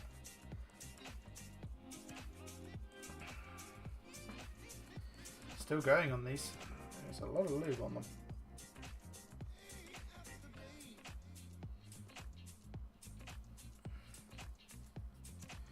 But the London one will be happening no matter what. I'm sorting that one out, and I mean we've got a good venue. I've found a good venue for it, which I'm quite proud of. We've got it for a lot less money than previously, so it means that we'll be able to put a lot more into prizes and stuff like that this year. I'm hoping, at least, if he doesn't put the prices up. So that's all to look forward to, really.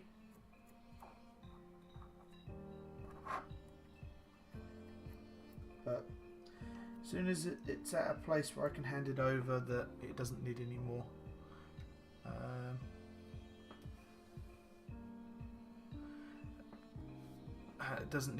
updating or work doing, I'll hand it over to Will and the mods. So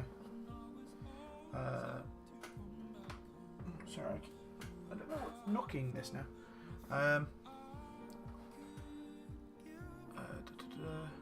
Have you had replies from the venues then? Yes, I've had.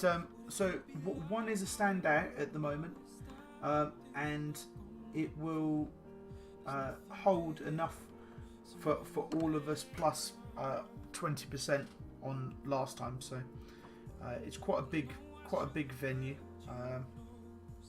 a nice space to say the least. That's the front runner at the moment. But I have to just confirm. I have to get confirmed dates from him. Oh, the camera's done a freeze. Oh, that's interesting. Alright, give me a second, guys. I don't know why it's frozen there.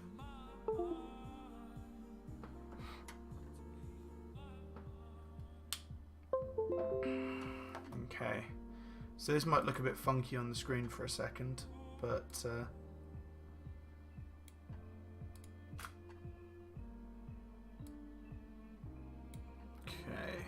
just loading up now.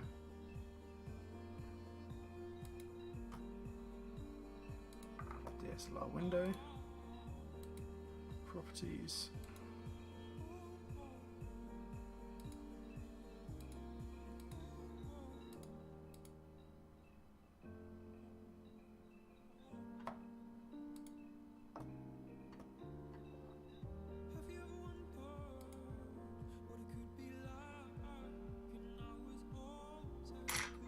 Okay, we're back. There we go. Don't know what happened there, but yeah. So it was between three, and that I am still waiting for one of them to come back to me. So, but one is definitely a standout winner at the moment. It's way bigger, way cheaper. The guy is absolutely lovely to talk to. He's been very accommodating for the meetup as a whole. I think he's actually going to want to come in on the day and check the actual meetup out itself, which would be excellent if he wants to do that. So I'm hoping that we'll be able to get a good deal for you guys, and it's not going to cost as much money as the Birmingham one did.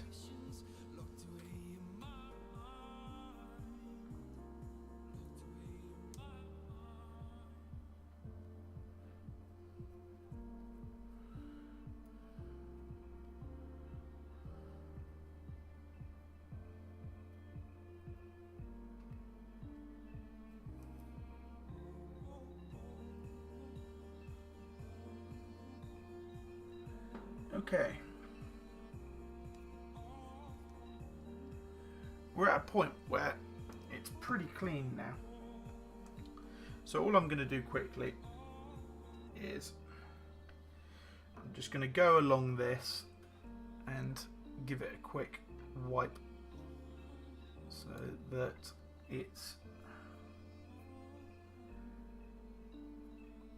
all of the rails are clean, everything like that.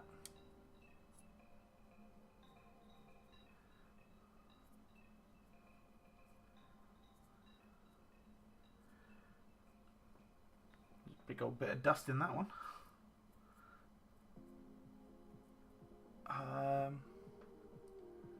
If I know the date reasonably early, I can hope to. Yeah.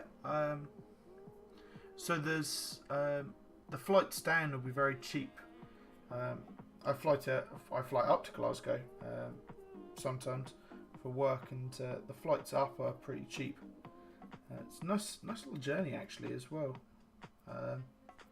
From Glasgow.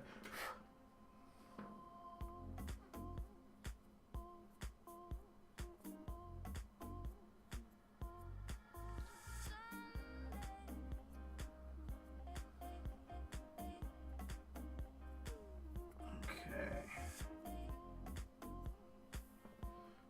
Take the other end. You're also thinking of flying down as well. I'll probably get the train this time. Coach was cheap but took too long. Yeah, I remember you saying about how long that coach took. I don't envy you whatsoever on how long that took. It sounds like a right ball ache.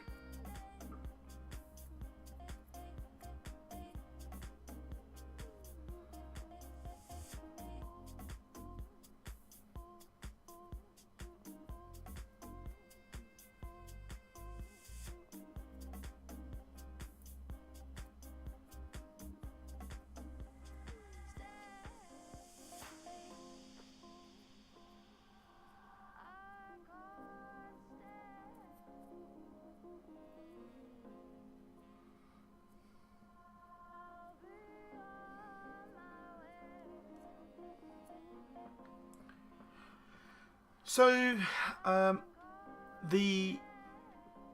it's likely to be north, just slightly north London, sort of Hoxton sort of area. If you know London at all well, that's where it's looking to be round at the moment. But to be fair, London's not too bad. I mean, I'm going to be getting the train up, And by that time, I'll probably be getting the train from a similar place to where you are, Andy, unless you're at university, in which case you won't be. But the tube is nice and easy. It's only a couple of stops here and there, so.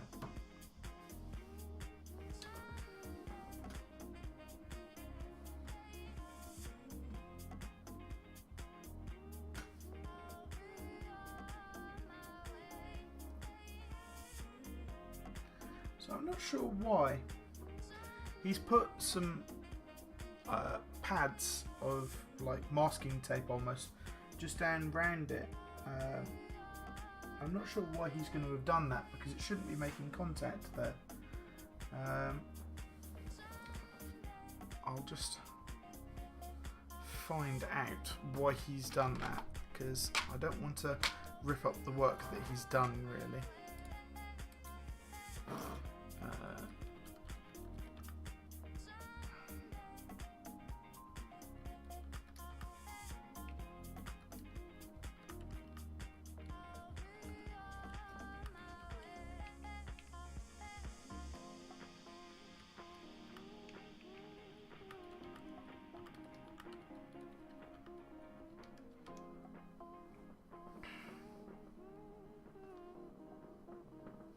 Yeah, so I mean, Hoxton is really easy to get to.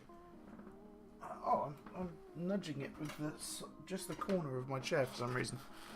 There we go. Right on the corner of the chair. So I've sent him a little message just quickly, just to find out if he wants the tape removing or not.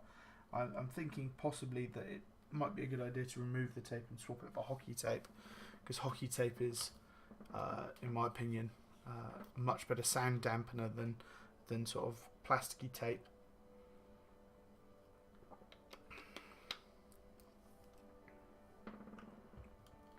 But in the meantime, so we've got a nice little paintbrush here. Nice little paintbrush. Only got a thin end to it. I'm just going to move that out of the way for now. And where have I put my 3204? Had it on the desk here a minute ago. Ah, there you are. So I've got some 3204 here, and so all I'm going to do is I'm just going to go along and just lube each of the rails on this now. Give them a nice coat of 3204. Doesn't need to be loads. Really doesn't need to be loads. Really doesn't need to be a lot. Unfortunately, the 3204 is a bit sort of like a bit sticky and weird at the moment. It looks like some of the stuff that he sent over is leaked out a little bit when it was getting shipped from Krellbit, so.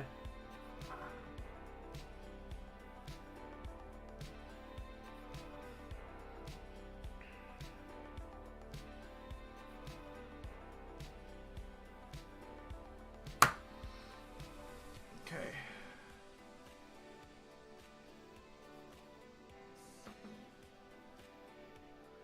Just going to put a little bit, you might be able to see here, so you can see this. Just going to put a little bit on the end there, probably not as much as that, but just a little bit, or only just a little, so just so that it covers the end. And we're going to do the same for the other side. Not so much that it's loads, but just enough. And because we've lubed both sides of it, I'm just going to make sure there's not loads on this side as well. That's alright. That's alright. And we're going to pop this one in. So that's the first of many. And it should be orientated that way.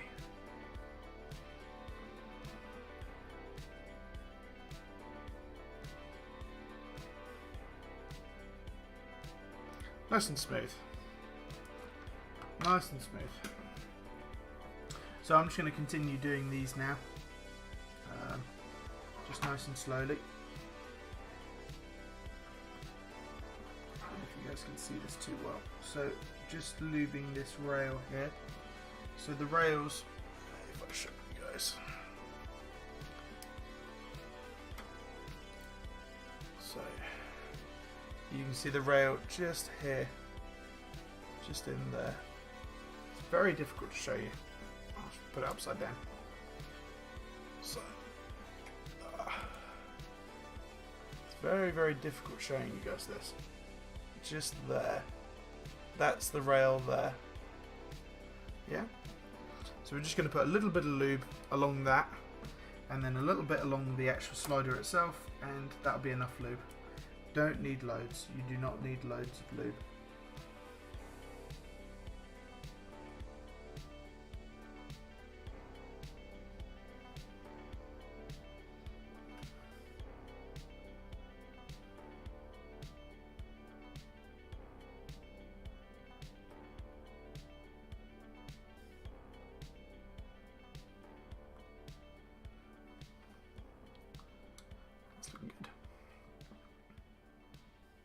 So how else are you guys going to get there? Is there anybody else in the chat that's from the UK, or is there anybody from further afield?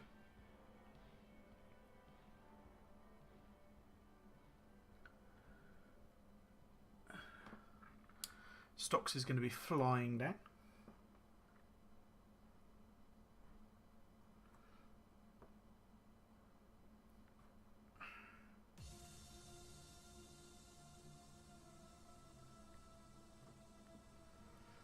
Andy's going to be taking the train up. I'm assuming that you are. You're not going to be driving up or something.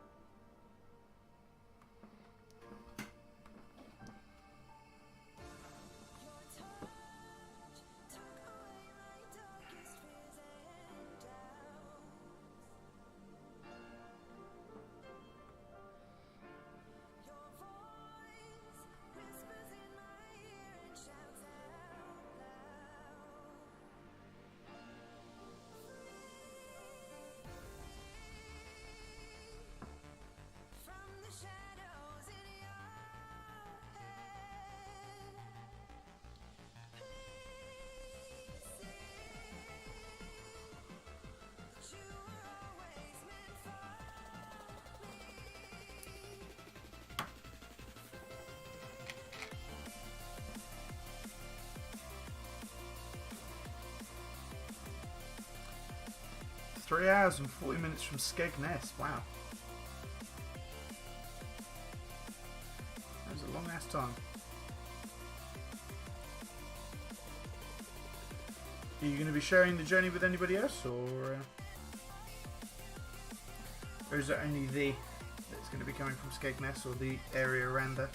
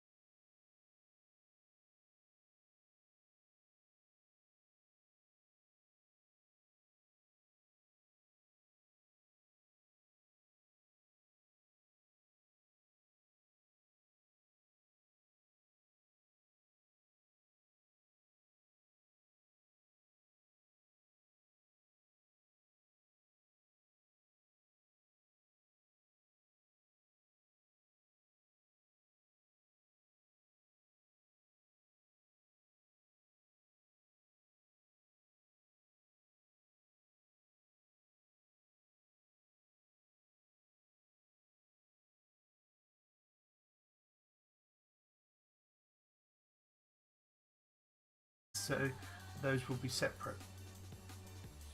Okay. So for the chat, what are you actually thinking about taking with you, if you don't mind asking?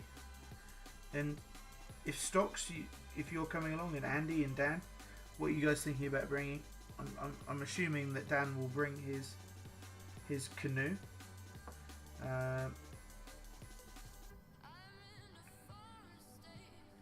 And his canoe and his kayak.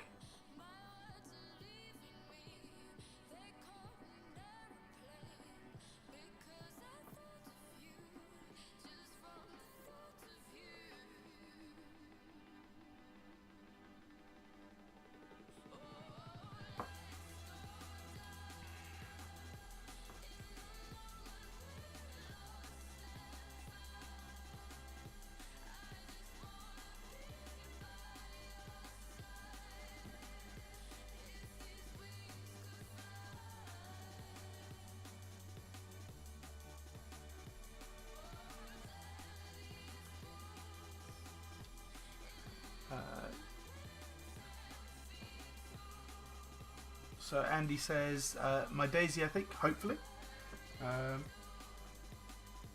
Why are you hoping your Daisy? Is something up with the poor thing, or?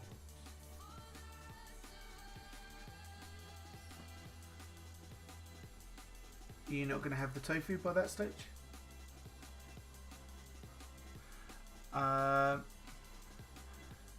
Stock says, depending on how much luggage I'm allowed. You're allowed a fair amount of luggage. I mean, I take clothes for a couple of days, laptops, cables, stuff like that. So I'm sure you'll be able to get at least 2 boards down with you. Oh,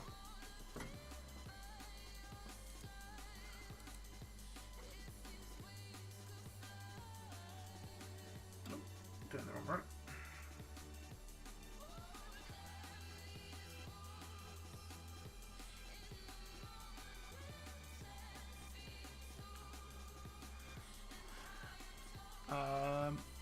Depends on how much luggage I'm allowed. Okay, Daisy friends.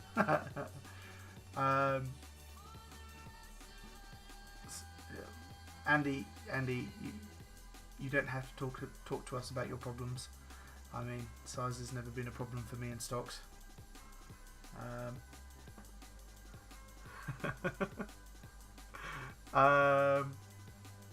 So.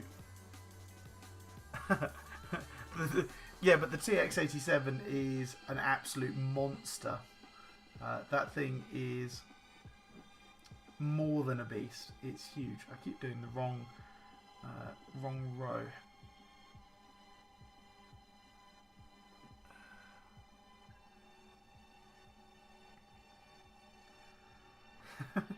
You set yourself up for that one, Andy. You set yourself up for that one. That's all I'm going to say.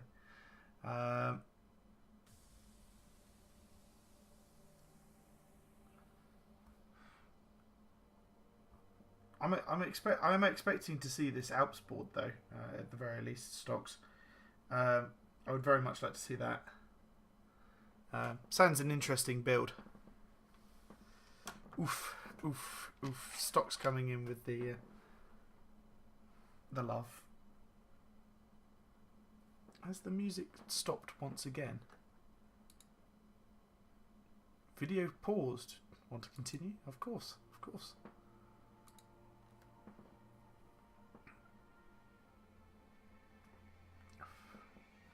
The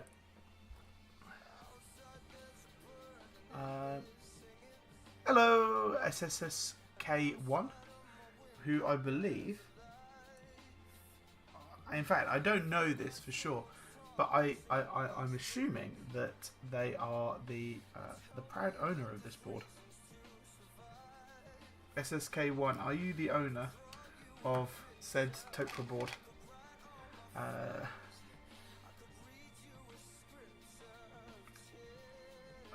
I'm gonna wait to see these linearized blacks in person before I make a decision. Smoother than the yellows. Jeez. Okay, that's big words because they are the smoothest Alps. To be fair, they beat quite a lot of other ones as well. 10 points to Team Rocket. So it's not your board. It isn't your board. GG no re.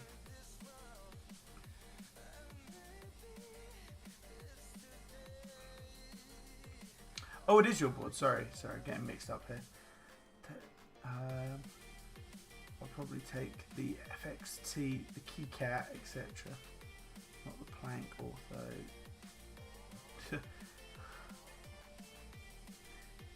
you say that, but you're taking the keycat, which is huge. It's a bloody pool ball, as they has a pool ball in there. So, guys, SSSK1 is the owner of this beautiful board and the beautiful artisans that are set up there at the moment. I'm going to have it in the VOD, so you'll be able to see the close-ups. I don't want to touch them at the moment because my hands have got lots and lots of the original stab lube on them, which was pretty badly done, if I'm honest.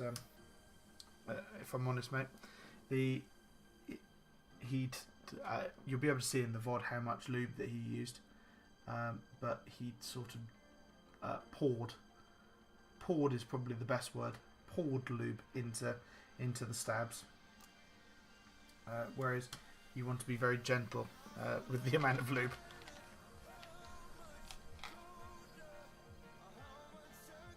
So, are you going to be coming to the meetup, SSK1? I'm going to have to find a better name for you. I'm going to use your Discord name if that's alright.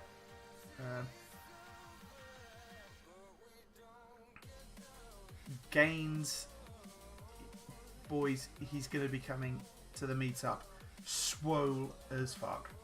He is going to be up to his eyes in roids.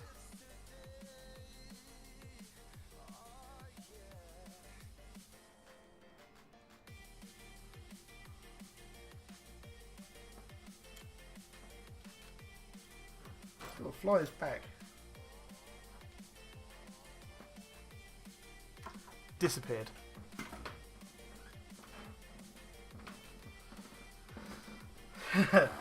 No problem, dude. It definitely needed a little bit of work doing to it. These are going to feel a lot smoother, I'm sure. And the stabs won't feel... So if you go back and look at the VOD, unfortunately, because of the amount of lube that he'd used, the previous person, because of the amount of lube, it had attracted an awful lot of dirt and dust, and because of that, it was pretty gross. Just a dirty, dusty mix, really. So I've cleaned that out now with some alcohol, rubbing alcohol. That is not just a tinny of Budweiser.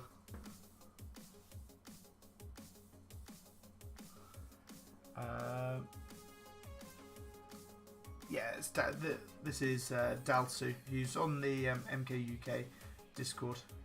He's also on a couple of the other ones as well, but I didn't want to just straight up dox you.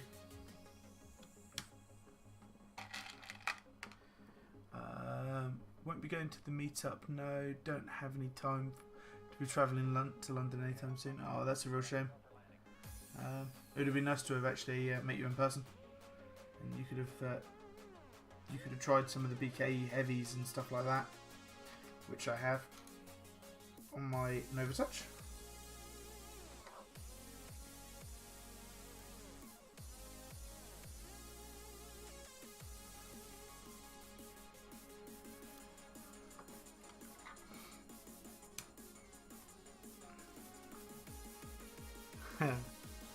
Yes, we have an artisan trader in the chat.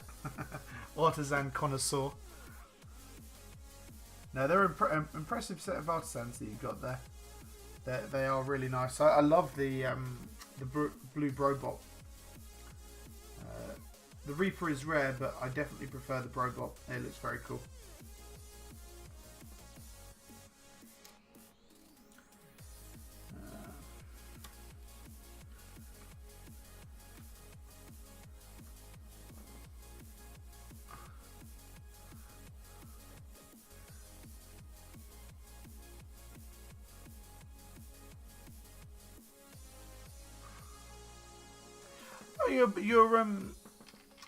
Your HSKB had BKE lights.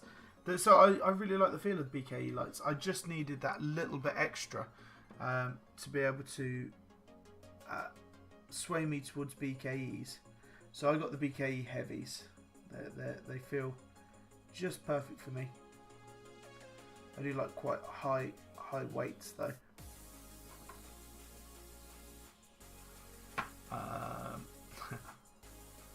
So Andy doesn't get artisans. He's probably somewhere in a similar boat to me. I couldn't justify spending 500 or so, £600 on a single artisan. I know that Dowser, you didn't spend that because you got extremely lucky, and you got some of the most beautiful caps that I've ever artisan caps that I've ever seen.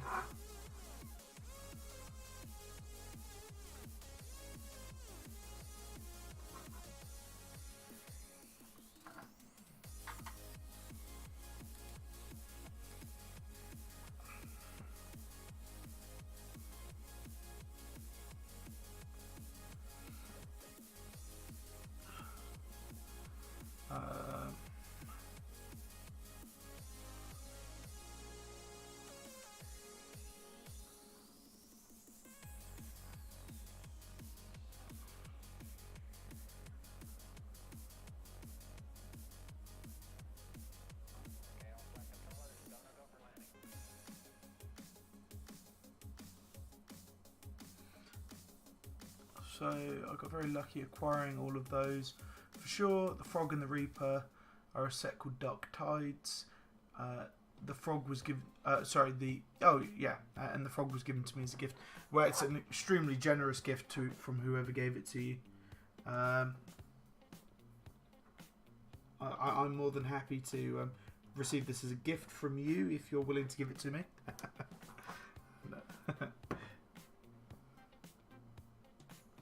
But no, very beautiful caps. Very beautiful caps. That Brobot would definitely be one that I would go for if I had that sort of expendable money sitting spare, for sure.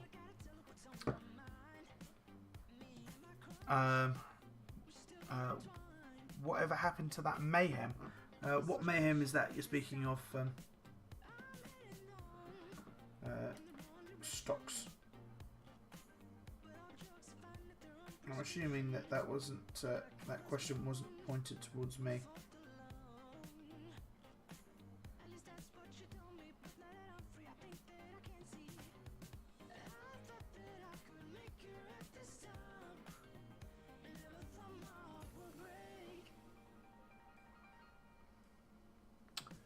Oh, we had a Mayhem. Oh, okay.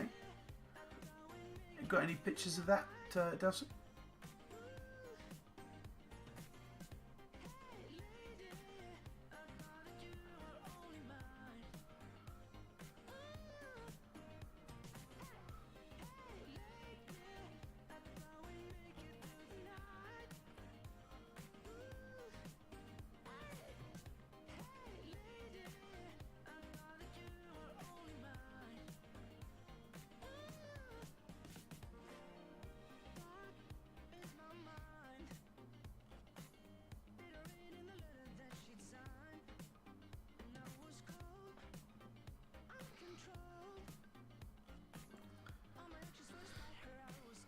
So what have you guys got planned for the rest of the weekend? What does your Sunday hold?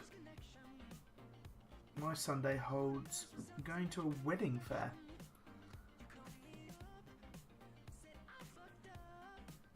which is going to be an interesting day, and then going out for some food with the soon-to-be parent in-law, to be the in-laws, parent in-laws, girlfriend's parents, my in-laws, soon-to-be.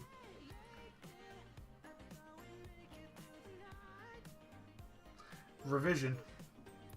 What are you revising for there, Andy? We still need to play a game of Overwatch, actually. I'm interested in doing some of that.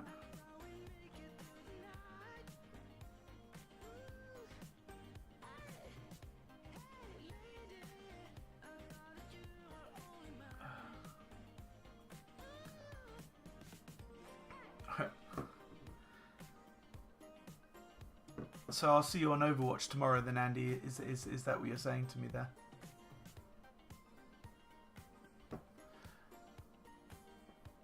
Oof, maths exams. Oof. Sorry for your loss. Do not envy you.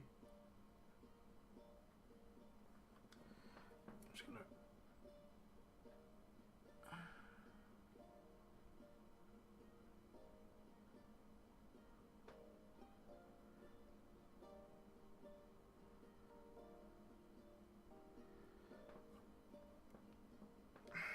Just go over these quickly.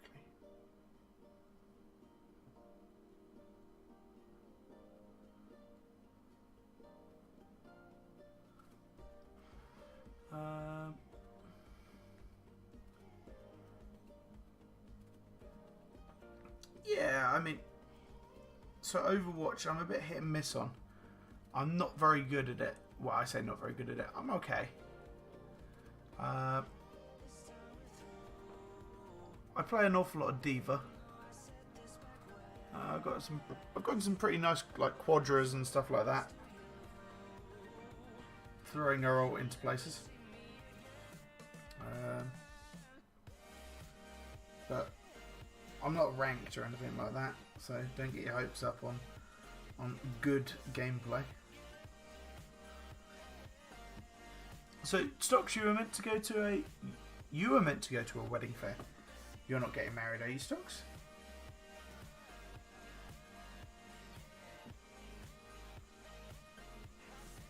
Or you just like to frequent wedding fairs? Is that the case, or?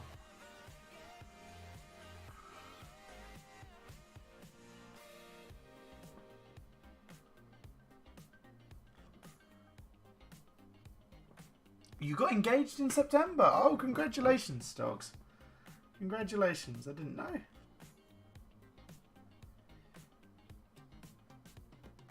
So you're now finding out that keyboards aren't the most expensive thing in your life.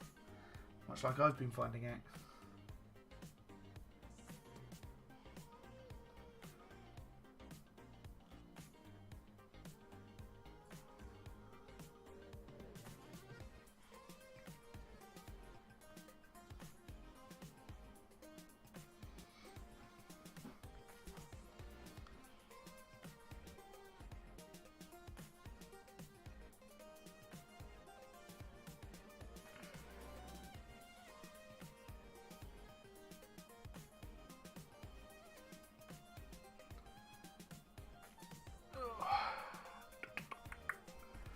Getting there with this now.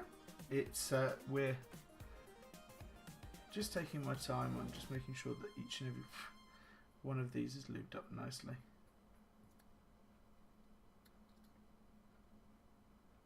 This little fly is back again. It's mugging me off in front of my pals.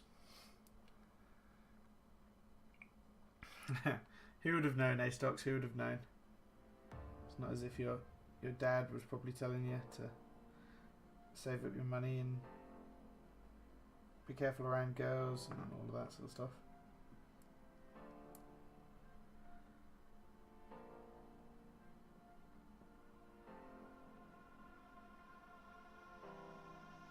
So will she be attending the next meetup with you?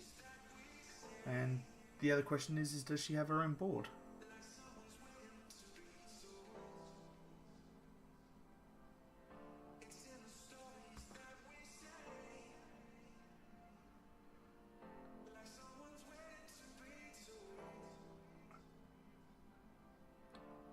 So, Andy, are you doing maths at university? I assume that you're doing maths at university. How's it all going? Are you in your first year, second year, third year, fourth year?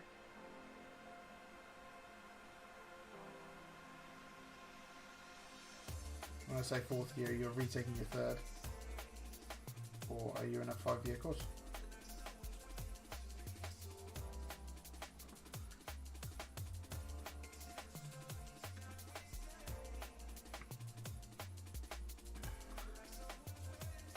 She's still in the real forces, so it was a good sign.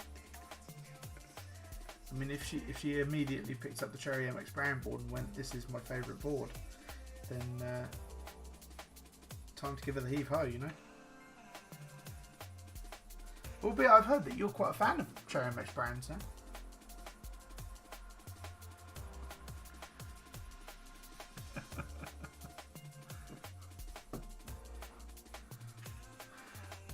Oh, computer science. So that's what I did. I did computer science. Sorry. Programming is great.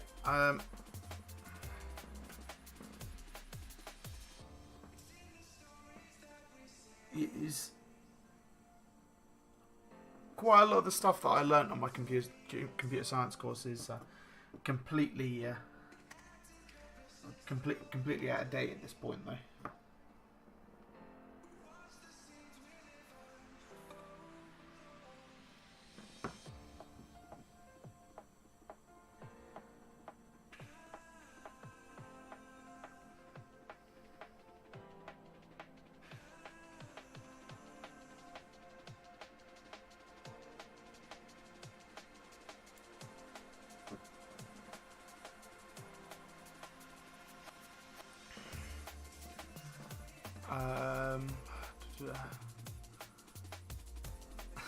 I'm not a complete plebber. I don't know. It's brown board. Well, so my MX Browns came off of the master keys that I bought. So the master key Pro S that fits the Norbauer case. So that came with MX Browns on it. So you've got the choice of either MX Browns or MX Blues with that. And the MX Blues are an awful lot rarer to get on that board. So got it with the MX Browns and immediately desoldered them because they are garbage tier switches.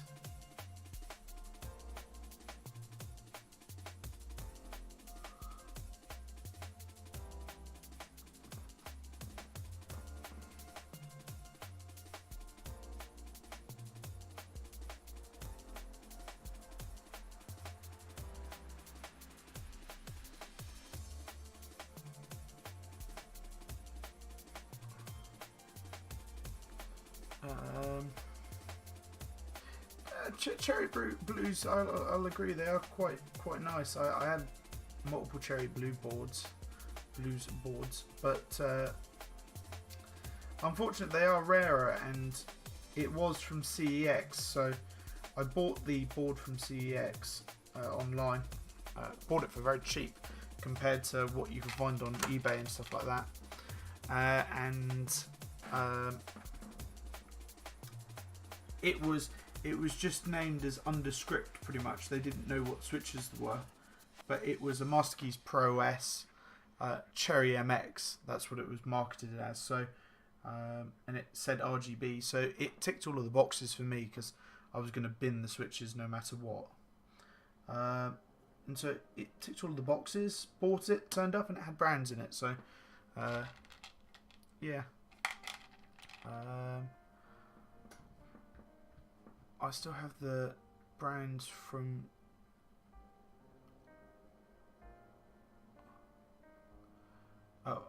sorry, I desoldered a DAS, so had 110 brands sat around.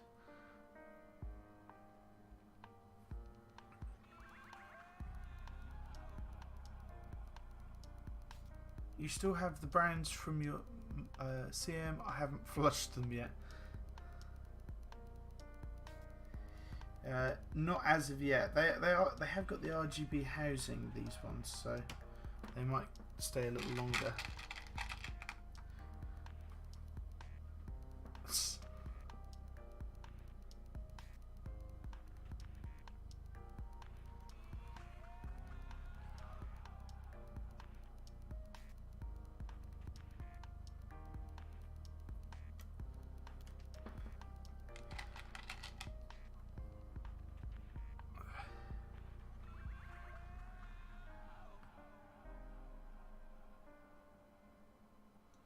So the only reason that I've kept these cherry browns is because they have the cherry RGB housing on them.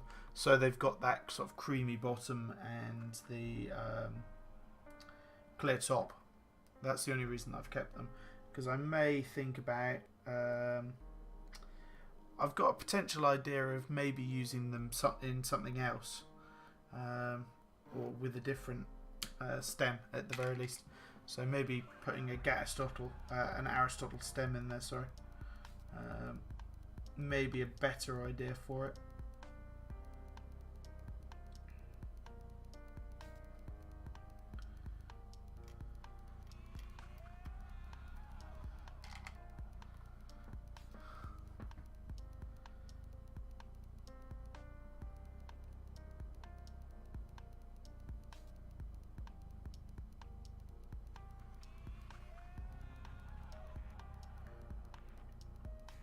So Dowsuit, this one here doesn't have a silencing ring on it at all.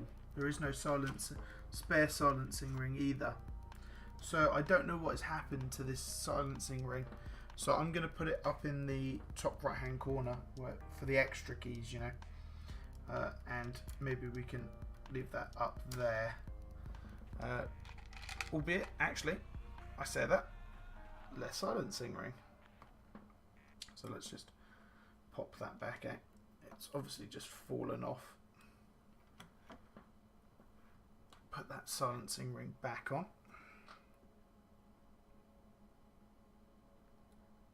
In fact, put it on very gently because it is very thin. I do wonder how much difference these silencing rings do because they are very, very thin. Obviously only a very, very thin little bit of rubber, so okay,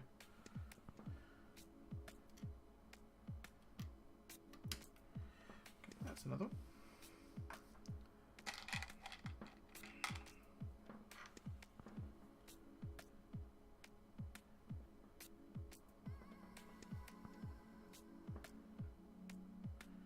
So I'm only putting a little bit of lube on either side here. I want to put loads of lube on, but just enough to be able to get it to roll nice and smooth.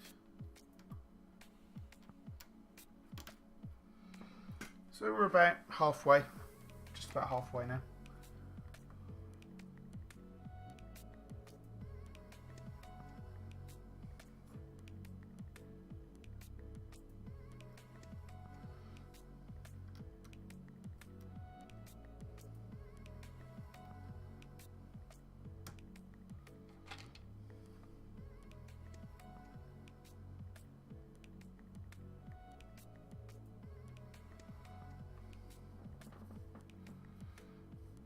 So a silencing ring is very, very thin, very, very small. I've got one on the desk here. Just pick it up. So this is a silencing ring. Let's see if I can. It's not going to pick it up very easily here, is it? Sorry, I need to get it to do that. So this is a silencing ring. You see that there? Very, very thin. And it literally just silences the upstroke.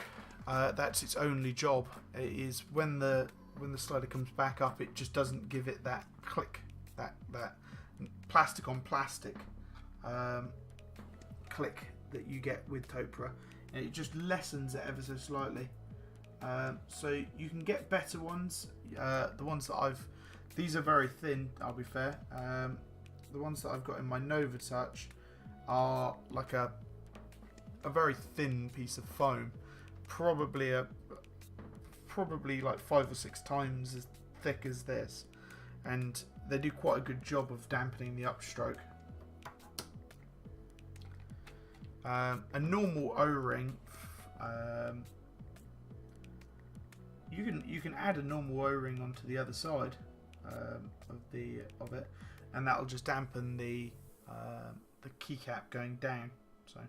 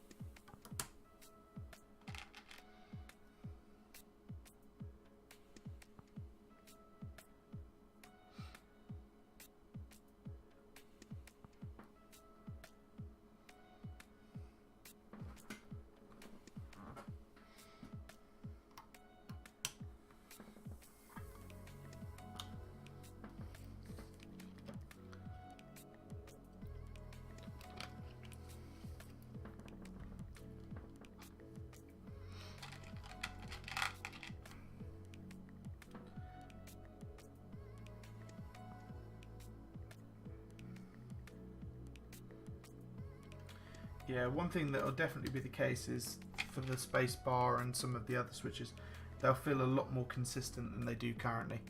Right now they won't feel consistent. They'll feel that some of them will feel a little bit mushy, some will feel like they're hitting the tactile point and they've still got a little bit of travel left in them, just because of how much lube is in there. They'll feel a bit gross, and it does look like somebody had attempted to lube the actual sliders beforehand. So if you use too much lube on them, they don't feel nice. They're really prone to feeling mushy very quickly.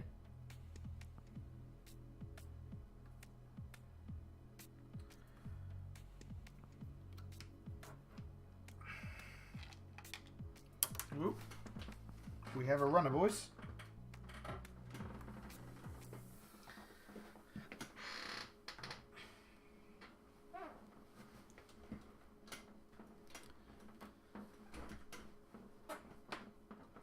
Oh, sorry.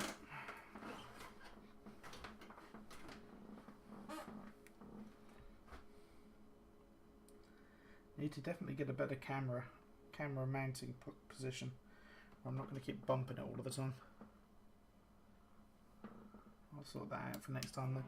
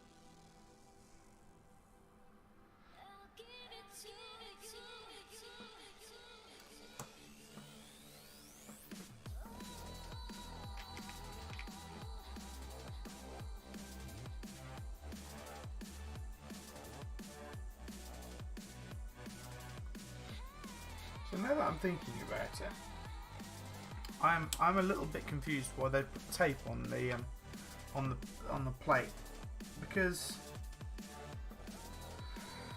unless the keycap is actually hitting the plate, it's getting that far down that it's hitting the plate, then it's not going to actually be doing anything, because it's not going to be making contact.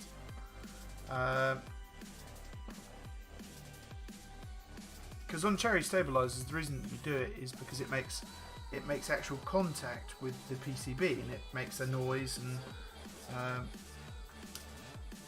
so if I think about it, I don't need to actually do anything to it. Probably I can probably leave it in place, because it's not going to be doing anything anyway. I'll show you what I mean in a minute after I put all of these in place.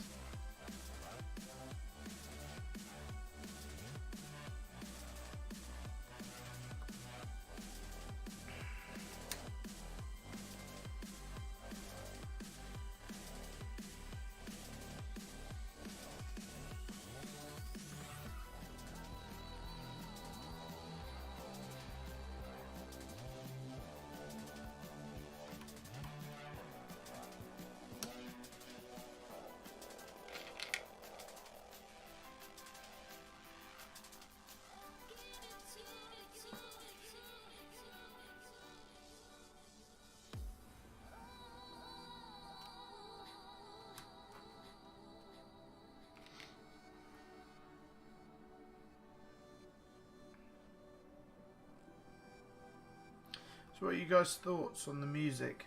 Would you like to listen to something slightly different, or I'm open to music ideas. I just put on some chill step, so if you want to hear something different, obviously it has to be copyright free or what have you. I don't want to just get copyright striked and have that section musicless.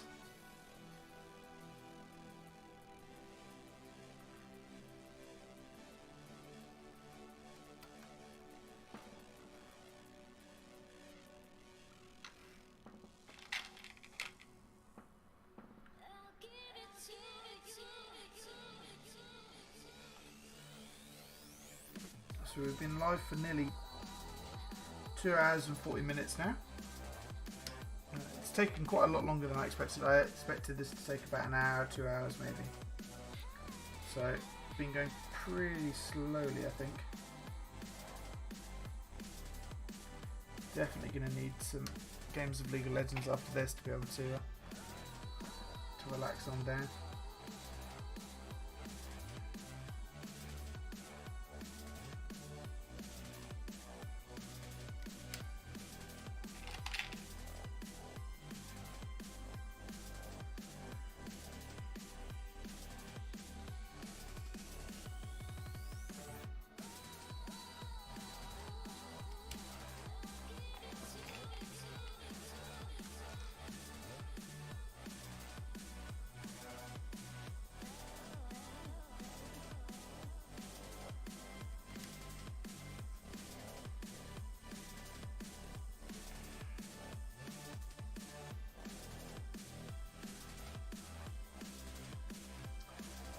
No, I'm not being paid by the hour. I'm not even being paid at all for this one. I'm doing this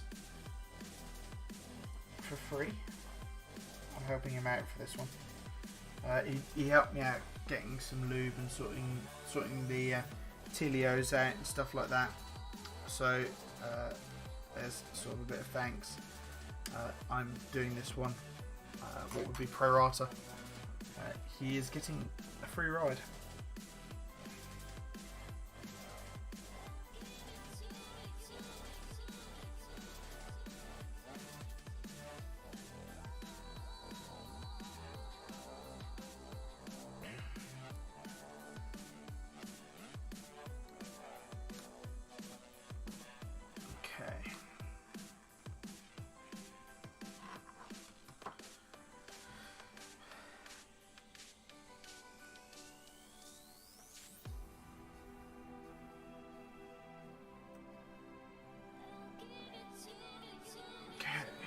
that's looking good.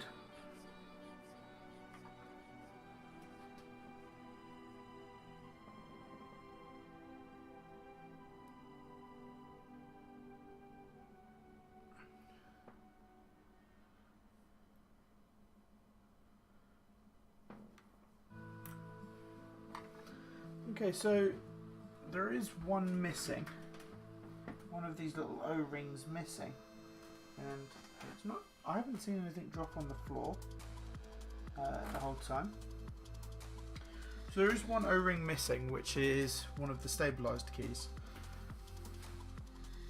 So what I'll do is I will put it as the right shift, because that's going to be the least used out of all of them, and I'll leave it as that really.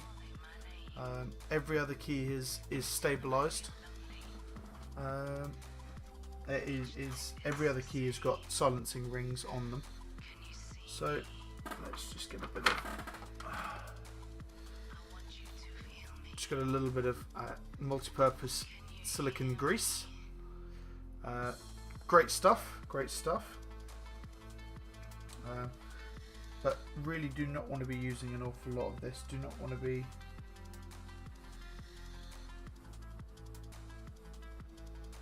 going anywhere near as much. I've got way too much on the brush. So I'm just going to be very, very fine with all of this. So I'm just going to put it very lightly into the section where the wire is going to be.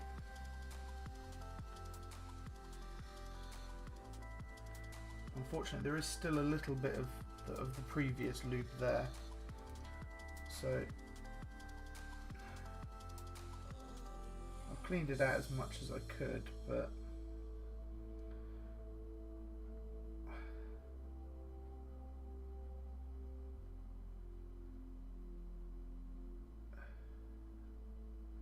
so that's there's still quite a lot of the previous lube there.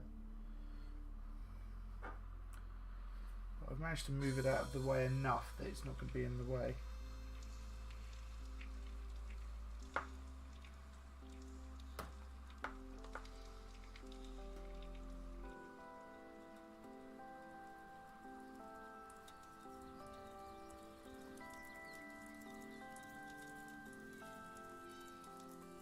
Okay. This is looking pretty good though.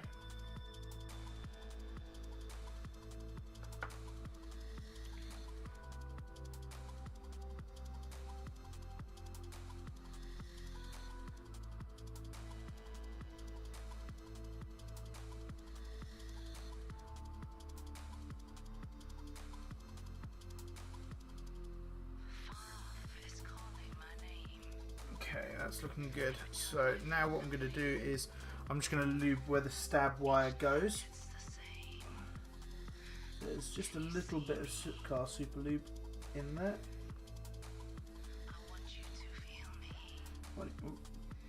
Only a little.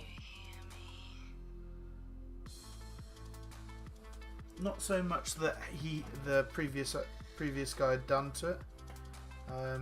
So that it's just got a thin layer over the top of it that'll last for a little while.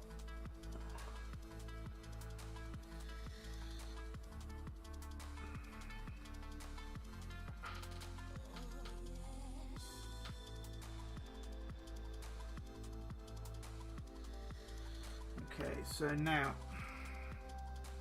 I'm going to put a bit more on the brush for this one. Put the lid on because it's starting to spew out a little. So for this space bar, the space bar is integrated, so you can see that if I pull it out, it comes all the way out. You can see that. You can see that it comes all the way out and it pushes all the way in as well. So what I'm going to do is I'm just going to pull it all the way out. Just put a little bit of lube on the sides.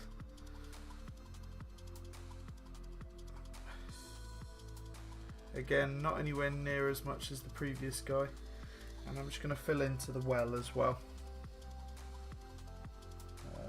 around the well.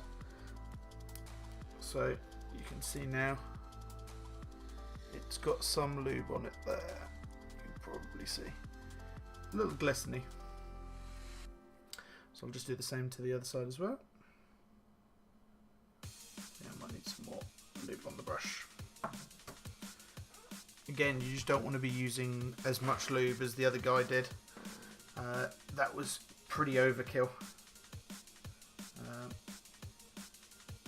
The poor board was drowned in it.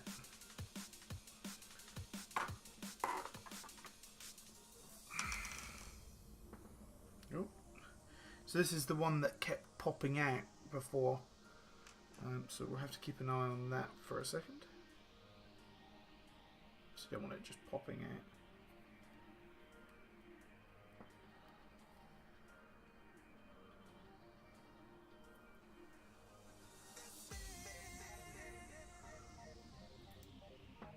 So just pull this one out a bit further as well.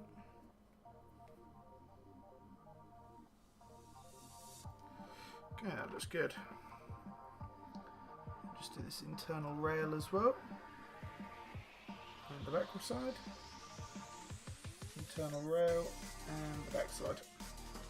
Okay, so for me that is all good and lubed up. In fact, there's only one spot left that I'd like to do, which is where the stab wire will go for the spacebar. I didn't do that yet, so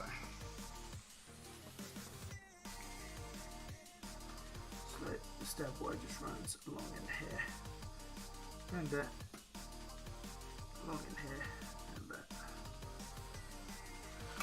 Okay, so let's just put that back in place.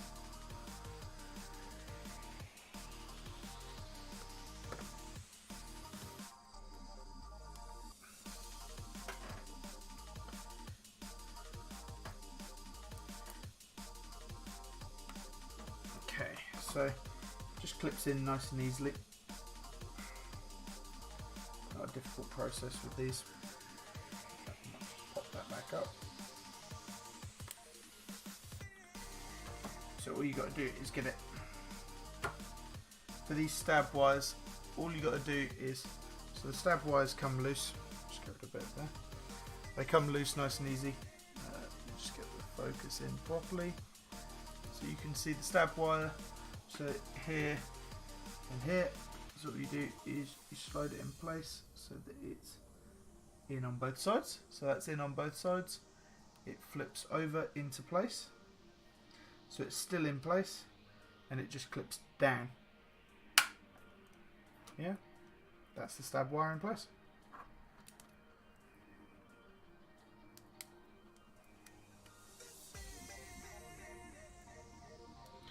That is the spacebar stab done. And I'm pretty happy with that overall. There's a lot less lube. It feels smoother. So I'm pretty happy with that. So let's do the other ones now. So these just need to go back together. So these go together quite easily as well. So it's not a difficult process. So these just, the wires slot into place and then it's in. They are just a little bit fiddly, that's the only thing. And so they drop into place like that. In fact, I'm putting them in upside down.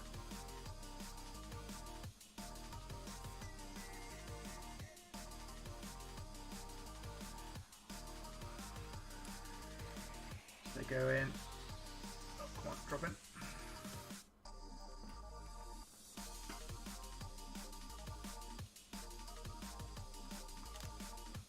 I do not want to go in. Did I have you in the correct way to begin with? Yes, I did.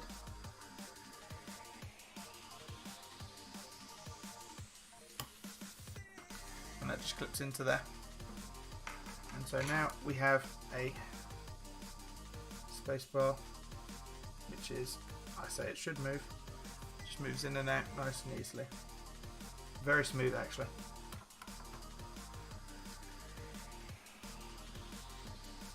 So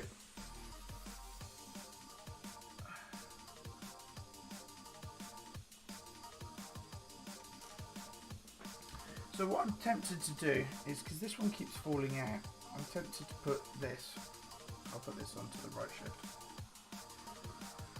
The right shift is going to get used a lot more than insert.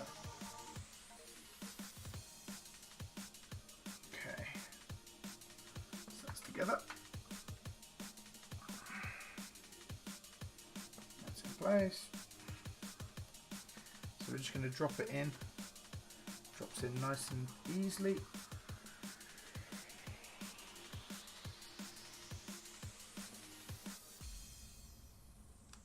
Wire sits in place. Just get something. Pop. And that's that one in place.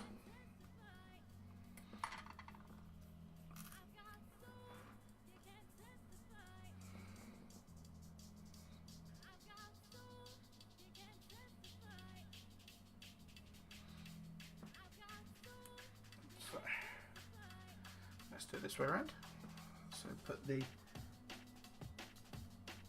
it in place, put the stab wire in place, drop it into the spot.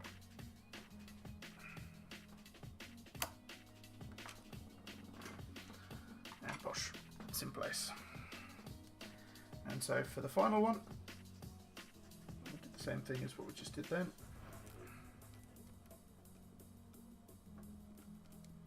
So it's in place.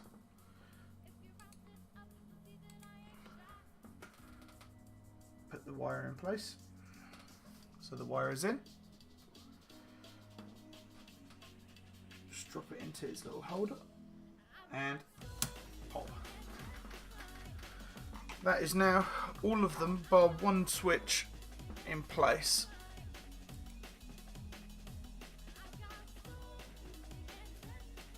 So you can see them all in place except for this one switch in the bottom left corner. So all I'm going to do is just going to pop this back in. It's not going to want to stay in very well.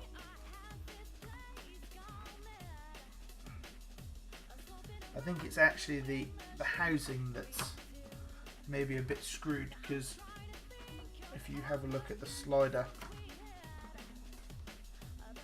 if you look at the slider here, on the side it's got a little latch.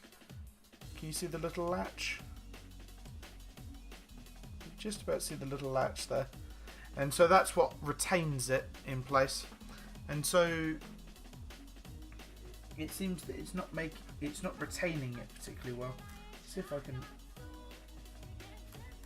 try a different way and see if that holds it a little better.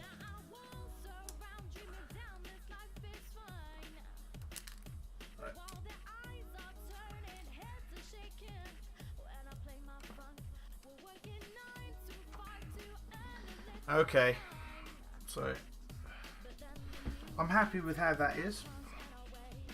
So let's just move all of the stuff out of the way for a second. So off stream, I'm going to clean the caps that Dowsu's got. I'm going to give them a clean in some denture cleaning tablets. Obviously not the artisans. Going to give them a nice clean so that they'll be back to their former glory. But in the meantime, I will just put it back together how it was before. So here is the PCB. In fact, I've just remembered these. So let's just move this out of the way. So they put these two on here and here, hadn't they? So let me go get some tape quickly, and I'll put some tape in its place. I'll be back in 1 second.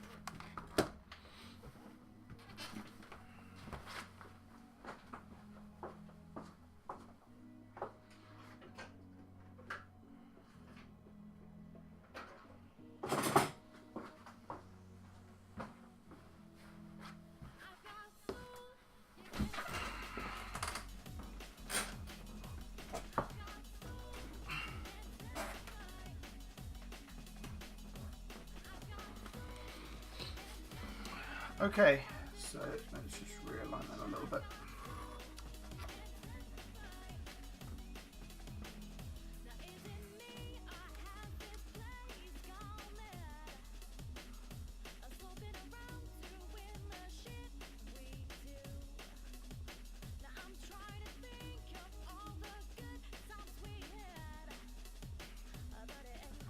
Okay, so that all looks good at the moment, but I'm going to get rid of this piece and this piece.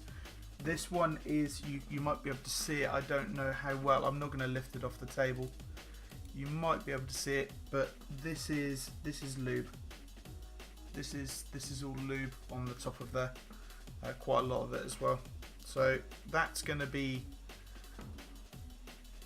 not particularly nice. So I'm just going to peel it on up. Don't want to muck about with these too much though.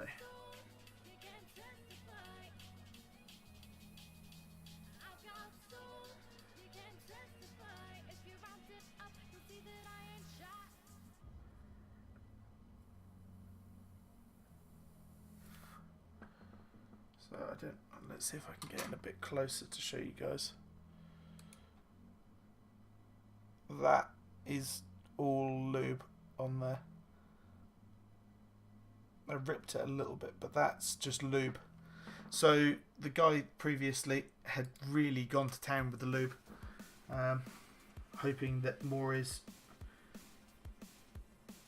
does a better job, sort of thing, but it's pretty terrible. Another thing to note here is the backspace is slightly off skew. So let's just move it across a little. Okay, I'm just going to peel this one up as well. Do it with my nail rather than the clippers,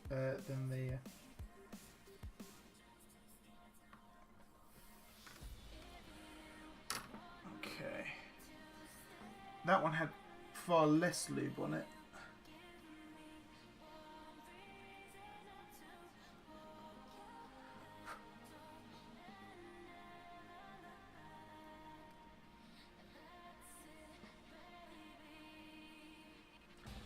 Okay, so this is your this is just standard hockey tape, and this is my preferred choice of stuff nowadays. It's a very similar material to plaster material, and so I use this instead of the plaster mod, because I find that it does a little bit better of a job.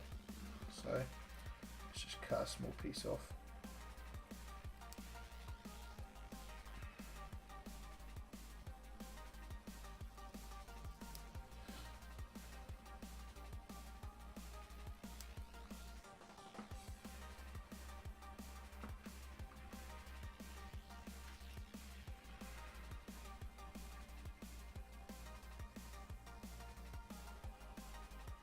Sorry about this. Once get rid of a piece. Sorry, it curled over and stuck to itself.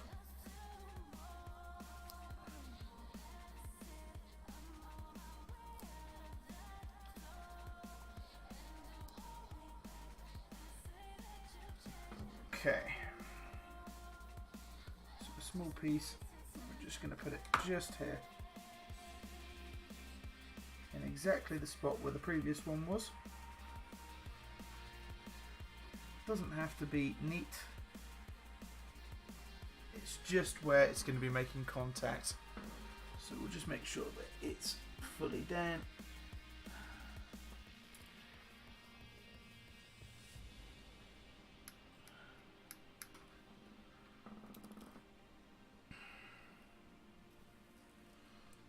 And we'll just do one on the other side as well.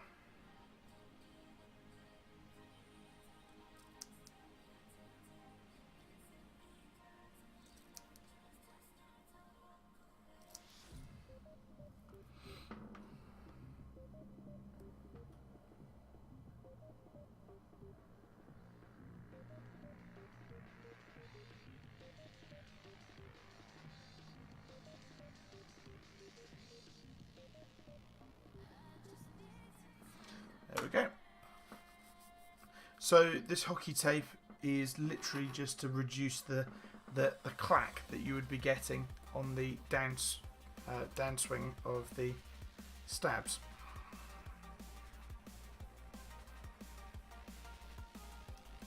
So these 3 on the bottom here aren't completely aligned up.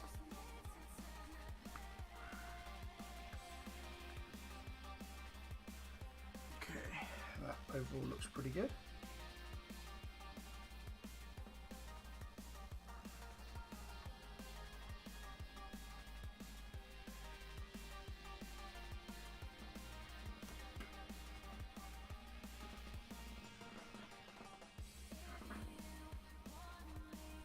Okay, so this one here isn't pressing up.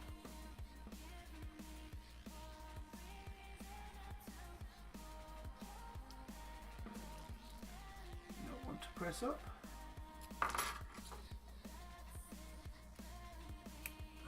Perhaps isn't clipped in particularly. Isn't as well as it could be. No, it's very, very tight for some reason.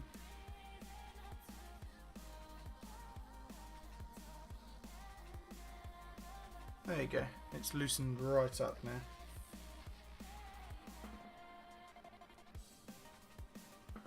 Albeit it's a lot tighter than the other one, so just move this back a second.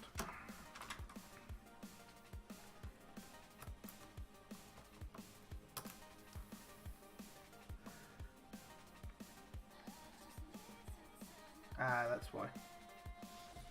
So the little O-ring had just come loose and it was just causing it to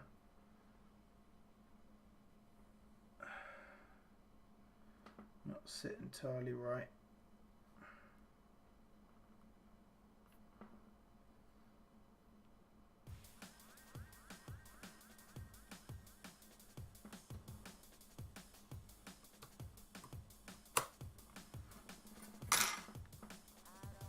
There we go. Much looser. Okay, let's just get this settled and laid down then.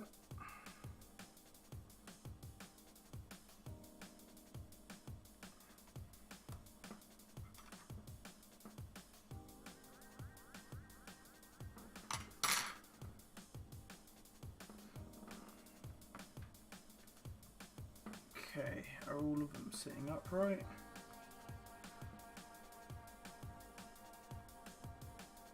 Oh, this one's O-ring has come.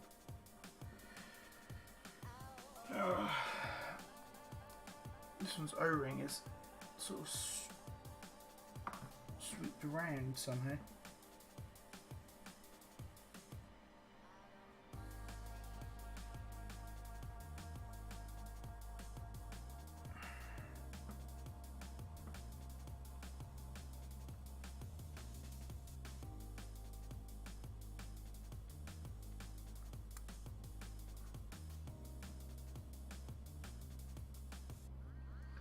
Let's do a visual inspection quickly.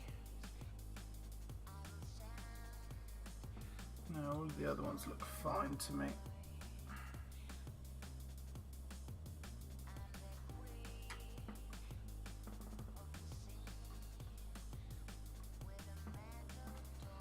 Okay, so this is the point where it gets a bit tricky. Just gonna flick it over.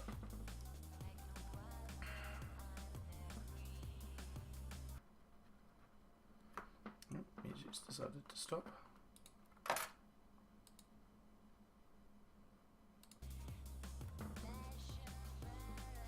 Okay, so let's get a couple of these screws.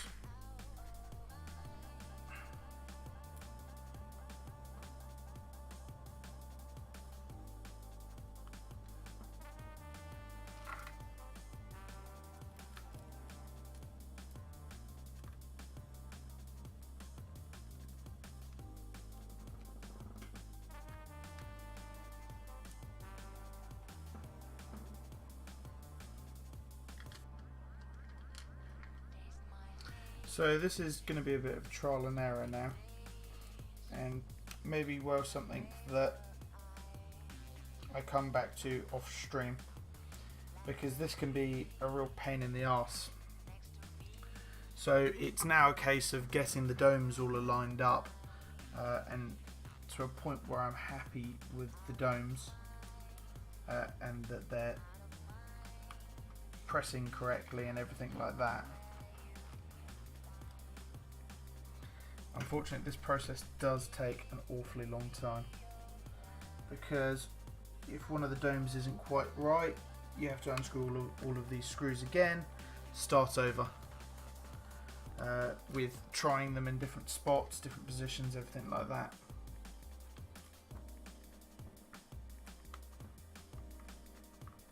But we'll try it to begin with, and if not,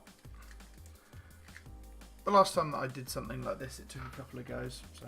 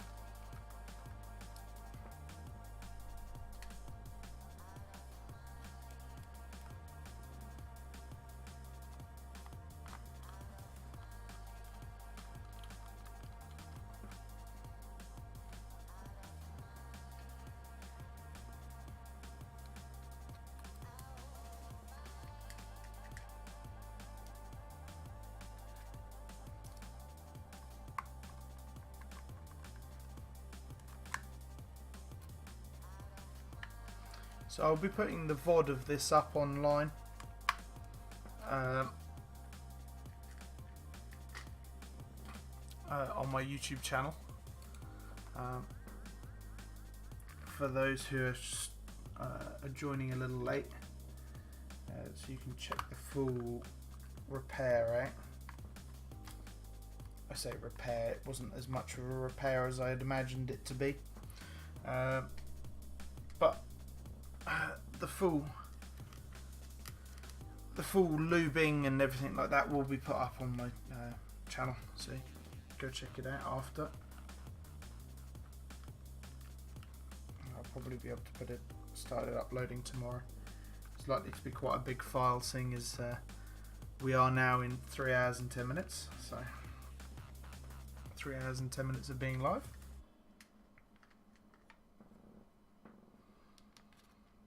And 9 o'clock. Never know. Domino's might even deliver. That's what my donations are going to be towards. Stream pizzas.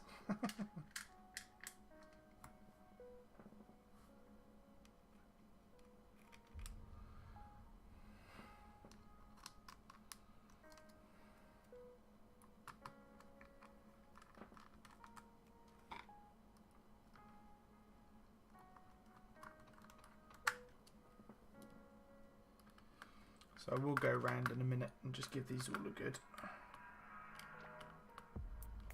solid tighten up. This one doesn't want to go in at all.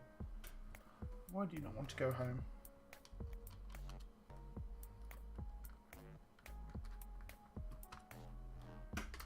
Okay.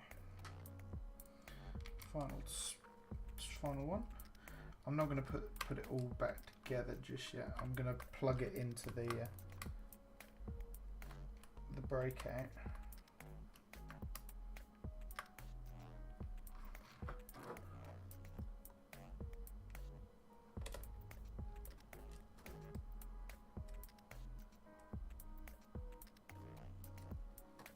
Does this not want to go back in properly?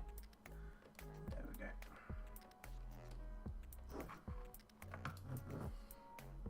Okay.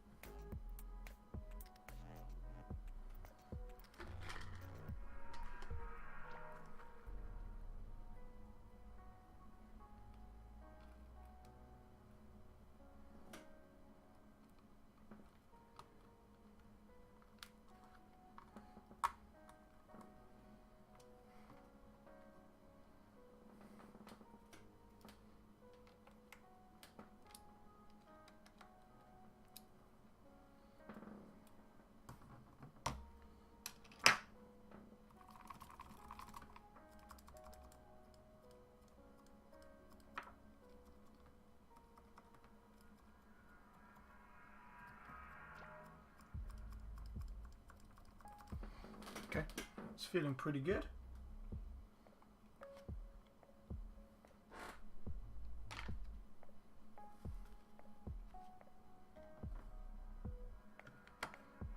Oh, put it in the bed front.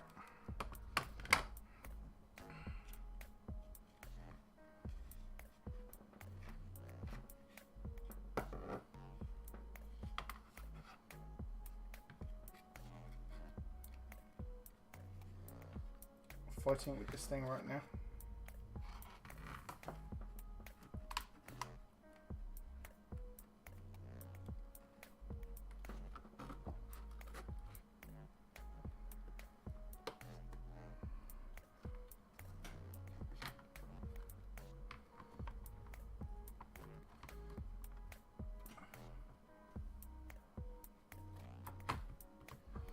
Okay, so it's relatively back together now. So let's just open a Firefox.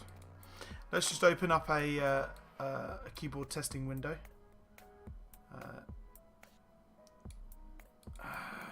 Keyboard tester.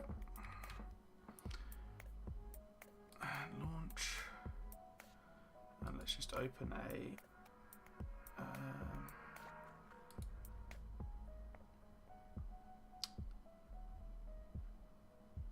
window capture. Window capture 3. Okay. So you guys should all be able to see this here. So I don't need this. Oh, we seem to have multiple window captures going on here.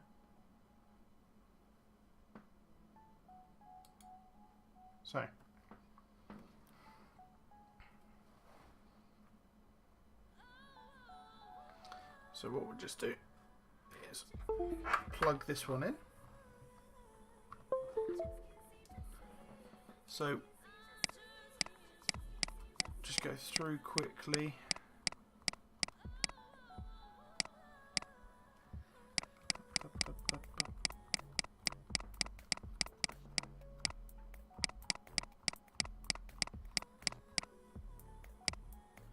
So the enter key is a little off. Oh, maybe not. Don't know why it just reset itself there, but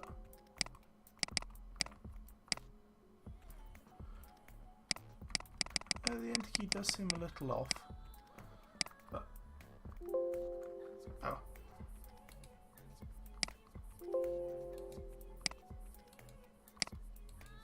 For some reason, quick find keeps coming up at the moment.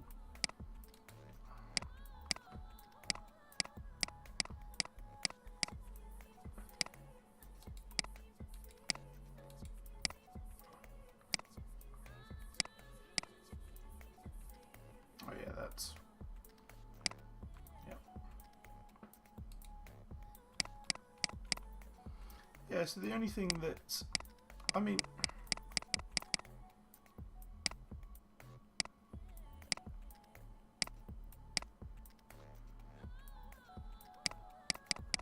no, it's okay.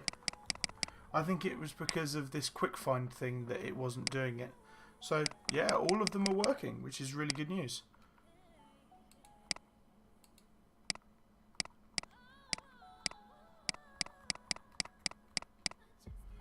let's reset it as well.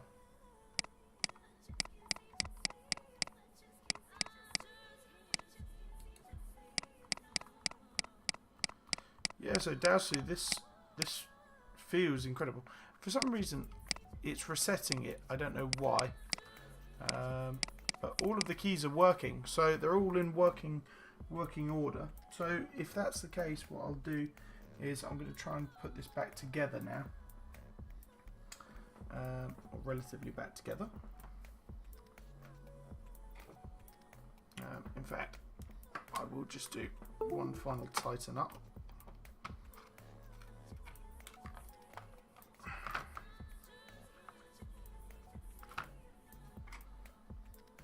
Just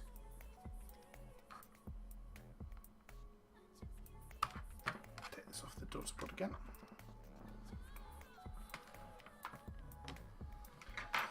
So I'm just going to go around and just do a final tighten up of all of these. They can all do with a one full turn.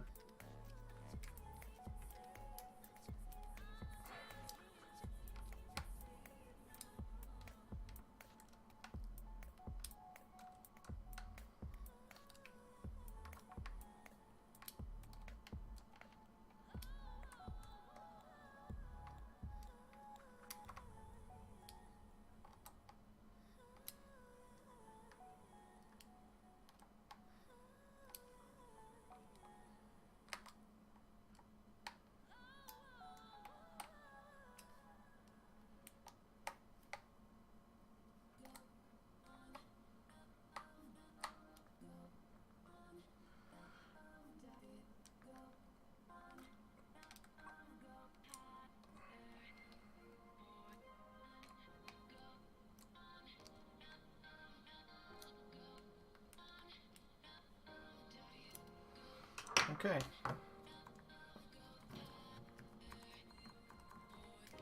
Yeah, they're feeling all great now. So the one thing that I am interested in doing is just clean this up a little bit. I will pull this up, but he has it flipped, doesn't he?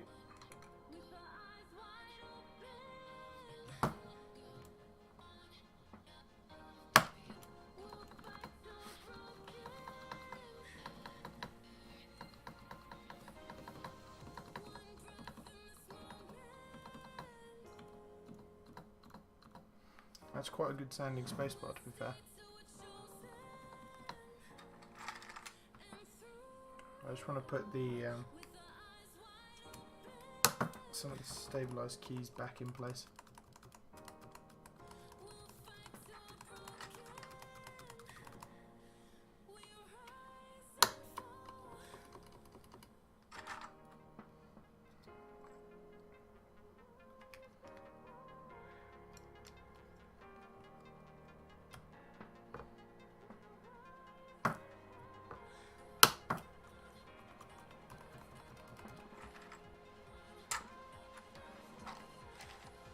Oh, whoops.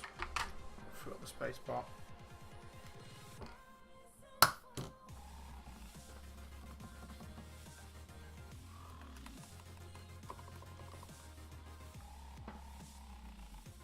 I'll have to take this infernal space bar back up again. Forgot the spring that has to go in its place.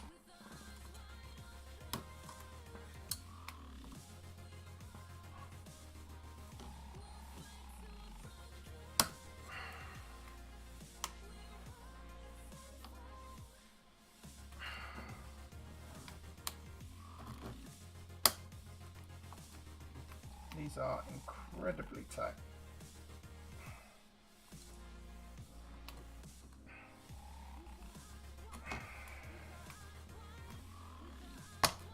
There we go.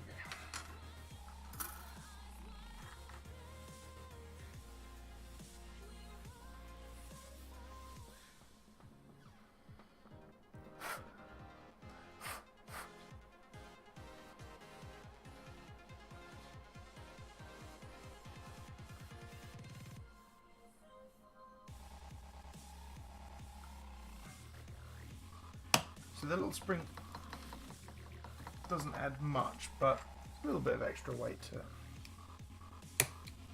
So what I'll do is I'll just put this back together. I will take the keycaps back off and give them a good clean later on.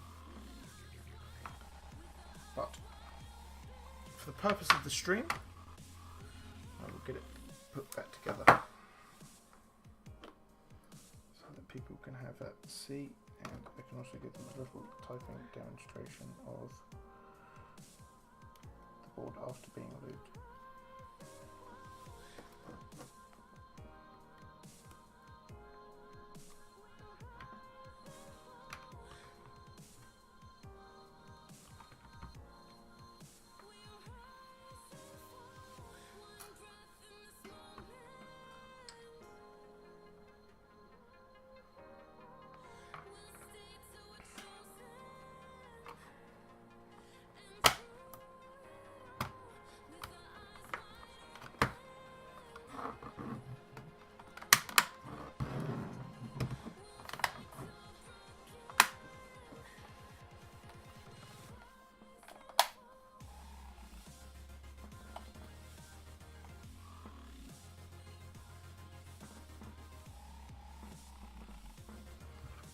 Okay.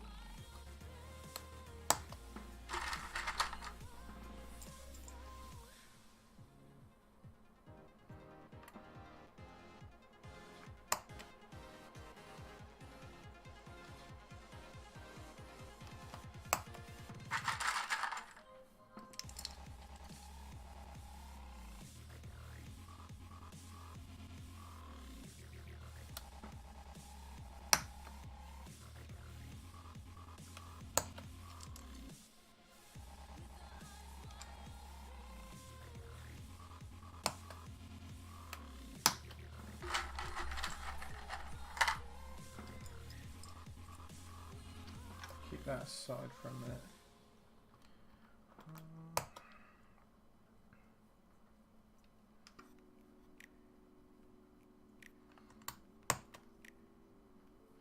Oh, sorry. I've still got the... just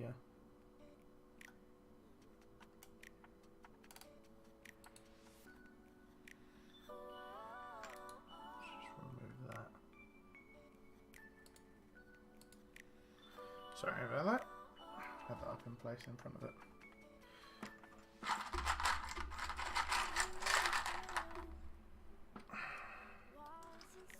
So I've got to be aware of the layout that he's using, or otherwise I'll be putting them back in the wrong order.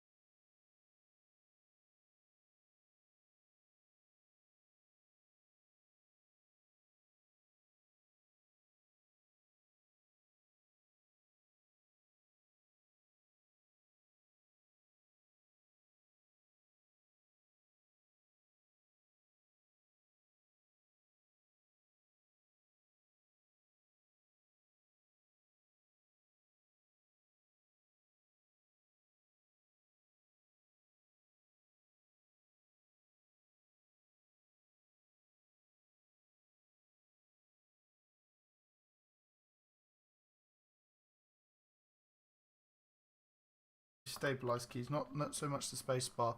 These feel a lot more free flowing now. They don't feel like that they've got anything sort of like pushing against it as such as it did before. So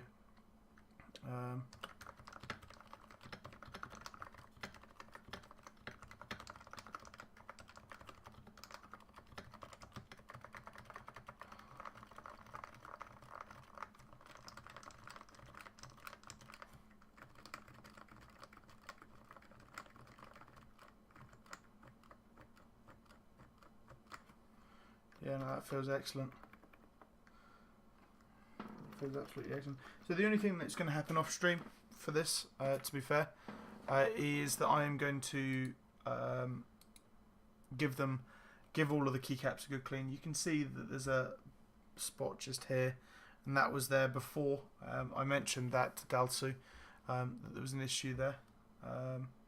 So I'm going to give them a good clean. I'm going to give them a clean in some denture tablets, and that should get them back to original pretty much. I'll do one final clean over with some isopropyl alcohol to make sure that there's no grime or anything like that on it. So Ari player, what is the top board?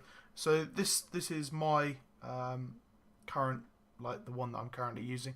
So this is a KBD 19X. It's got some custom linear switches that I built. So Celio bottoms, 72 gram springs. What is the tops? Temu Ice V2 tight tops and Silent Black stems.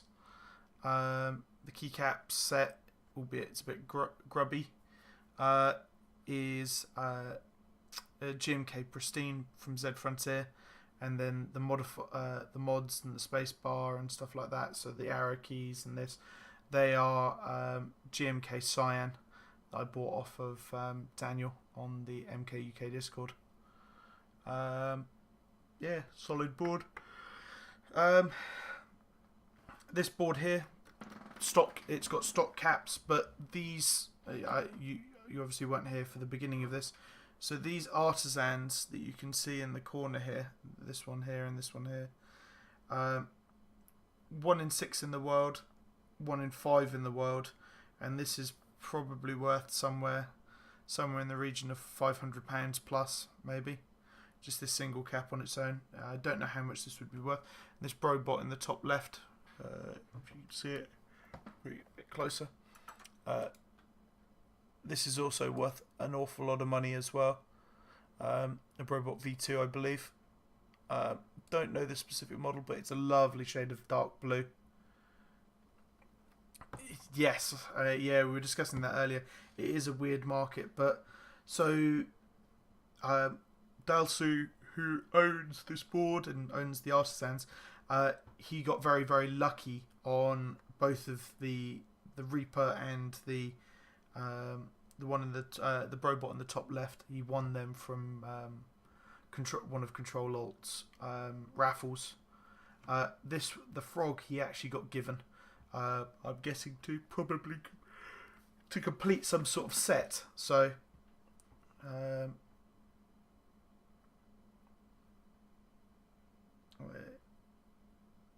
is it also because the artist or the designer? Yeah, so artisans get very expensive on certain designers, and so Control Alt Brocaps, the guy that makes this. Sorry, I'm yawning all over the place now. Brocaps does limited releases of caps, and so from the start off. Oh, thank you very much for the follow, by the way, Ari player. Just from the start off, they are very rare, and so they cost a fortune in the aftermarket. They don't cost so much. I mean, they're somewhere between $50 and $100, usually somewhere around there, for the actual caps in the raffle, and then they just skyrocket afterwards because so many people want them. It really does suck because of that. I'd love to own one of these eventually. Maybe not these specific ones because I could never afford them. I'd never be able to justify spending that much money. But I would at some point love to be able to win one in a raffle. But let's say I make my own keycap and they're very nice. Would I still be the same? Would it be still the same as other artists? No. In most cases, no. So you can get some really beautiful caps for a lot cheaper. So I showed these earlier, but so this is a V1 silly cap. So this has got a quad-core processor inside of the cap itself. Really beautiful cap, really beautiful one. But for instance, this retails about $60 or $70 or something like that, and you can get them on the aftermarket for $60 or $70. Not a lot more than that, really. For instance, like the Kira that I've got. So this is my Kira, Hidden Labs Kira. I mean, it's got an incredible design. You can take that off. If you can see, you can take that off and got a slightly different looking cap. So he's got a little mask. That retailed for about $30, something like that. Not a lot. And you can get them on the aftermarket for about $40. So I mean, they don't go up an awful lot. But I mean, the community definitely does need more artisan makers. There's some beautiful designs out there. I look at the artisans all the time, and I'm looking for new and better ones. I've got a Dwarf Factory skull coming. But if you're thinking about going into it, I wish you luck. There's a lot of competition, but just make something that you'll enjoy making. I think is the main thing. Make something that's unique. Make something that is different. I think you'll do well. If that's something that you're thinking about, yeah, that's some advice that I'd give. But with all of that being said, I'm going to end the stream. We have been live for 3 hours and 40 minutes. I'm getting quite tired, as you can probably hear. I'm going to go watch some TV and relax. But if you have enjoyed watching this, make sure to hit follow. I'm going to hopefully try and stream again next week. Same time, same place. Saturday at 6 PM GMT. I'll try and stream. So I'll show off my next streams. So this is the Great Wave board. And this has got a little UK40 PCB inside of it. So it's got wood pieces that hold it together, and there's a brass plate in there as well. So there's a few small jobs that need doing on this. So I need to put some proper switches in there, because currently there's Zilio V2s in those, box reds in the bottom, cherry browns. So what my plan is if they turn up in time, I'm going to put box royals into the whole thing. V2 box royals. I'd really enjoy having them in there. If they don't turn up in time, I've got a bunch of cherry clears that I'll do ergo clears. That's the back side of the board. So I need to clean up some bits and pieces. So I've made a couple of little scrapes here, and that was just laying it on my desk. And there happened to be something there. I need to clean up this cut. Excuse me. I need to get some washers to go in these spots, and on this side as well. I need to get some washers to go in there. But other than that, it should be a fairly simple one. It's currently got hole tights in there, but the hole tights aren't doing a particularly great job. So currently, like, A doesn't work and D doesn't work. So I'm going to get rid of the hole tights. The only two that I need to have hole tighted are escape and Q, because the the little microcontroller sits over the top of those two switches. So that'll be the project for next week. So if you want to hang around and see it next week, you're more than welcome. I'll put an update out, but if you hit follow, as you have done, I'll be able to do it. Where did I get the legs? So I made the legs myself. If they've gone. So these little legs are. Let's see if I can take one off. So let's put him there for a second. So the leg is. Oh, the stream seems to have frozen again. The camera seems to have frozen again. Just start her up again.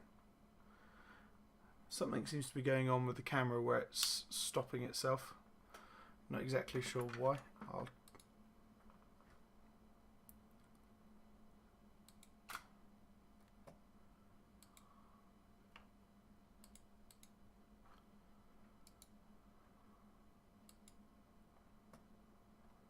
Oh, the bit rate's gone heavily down.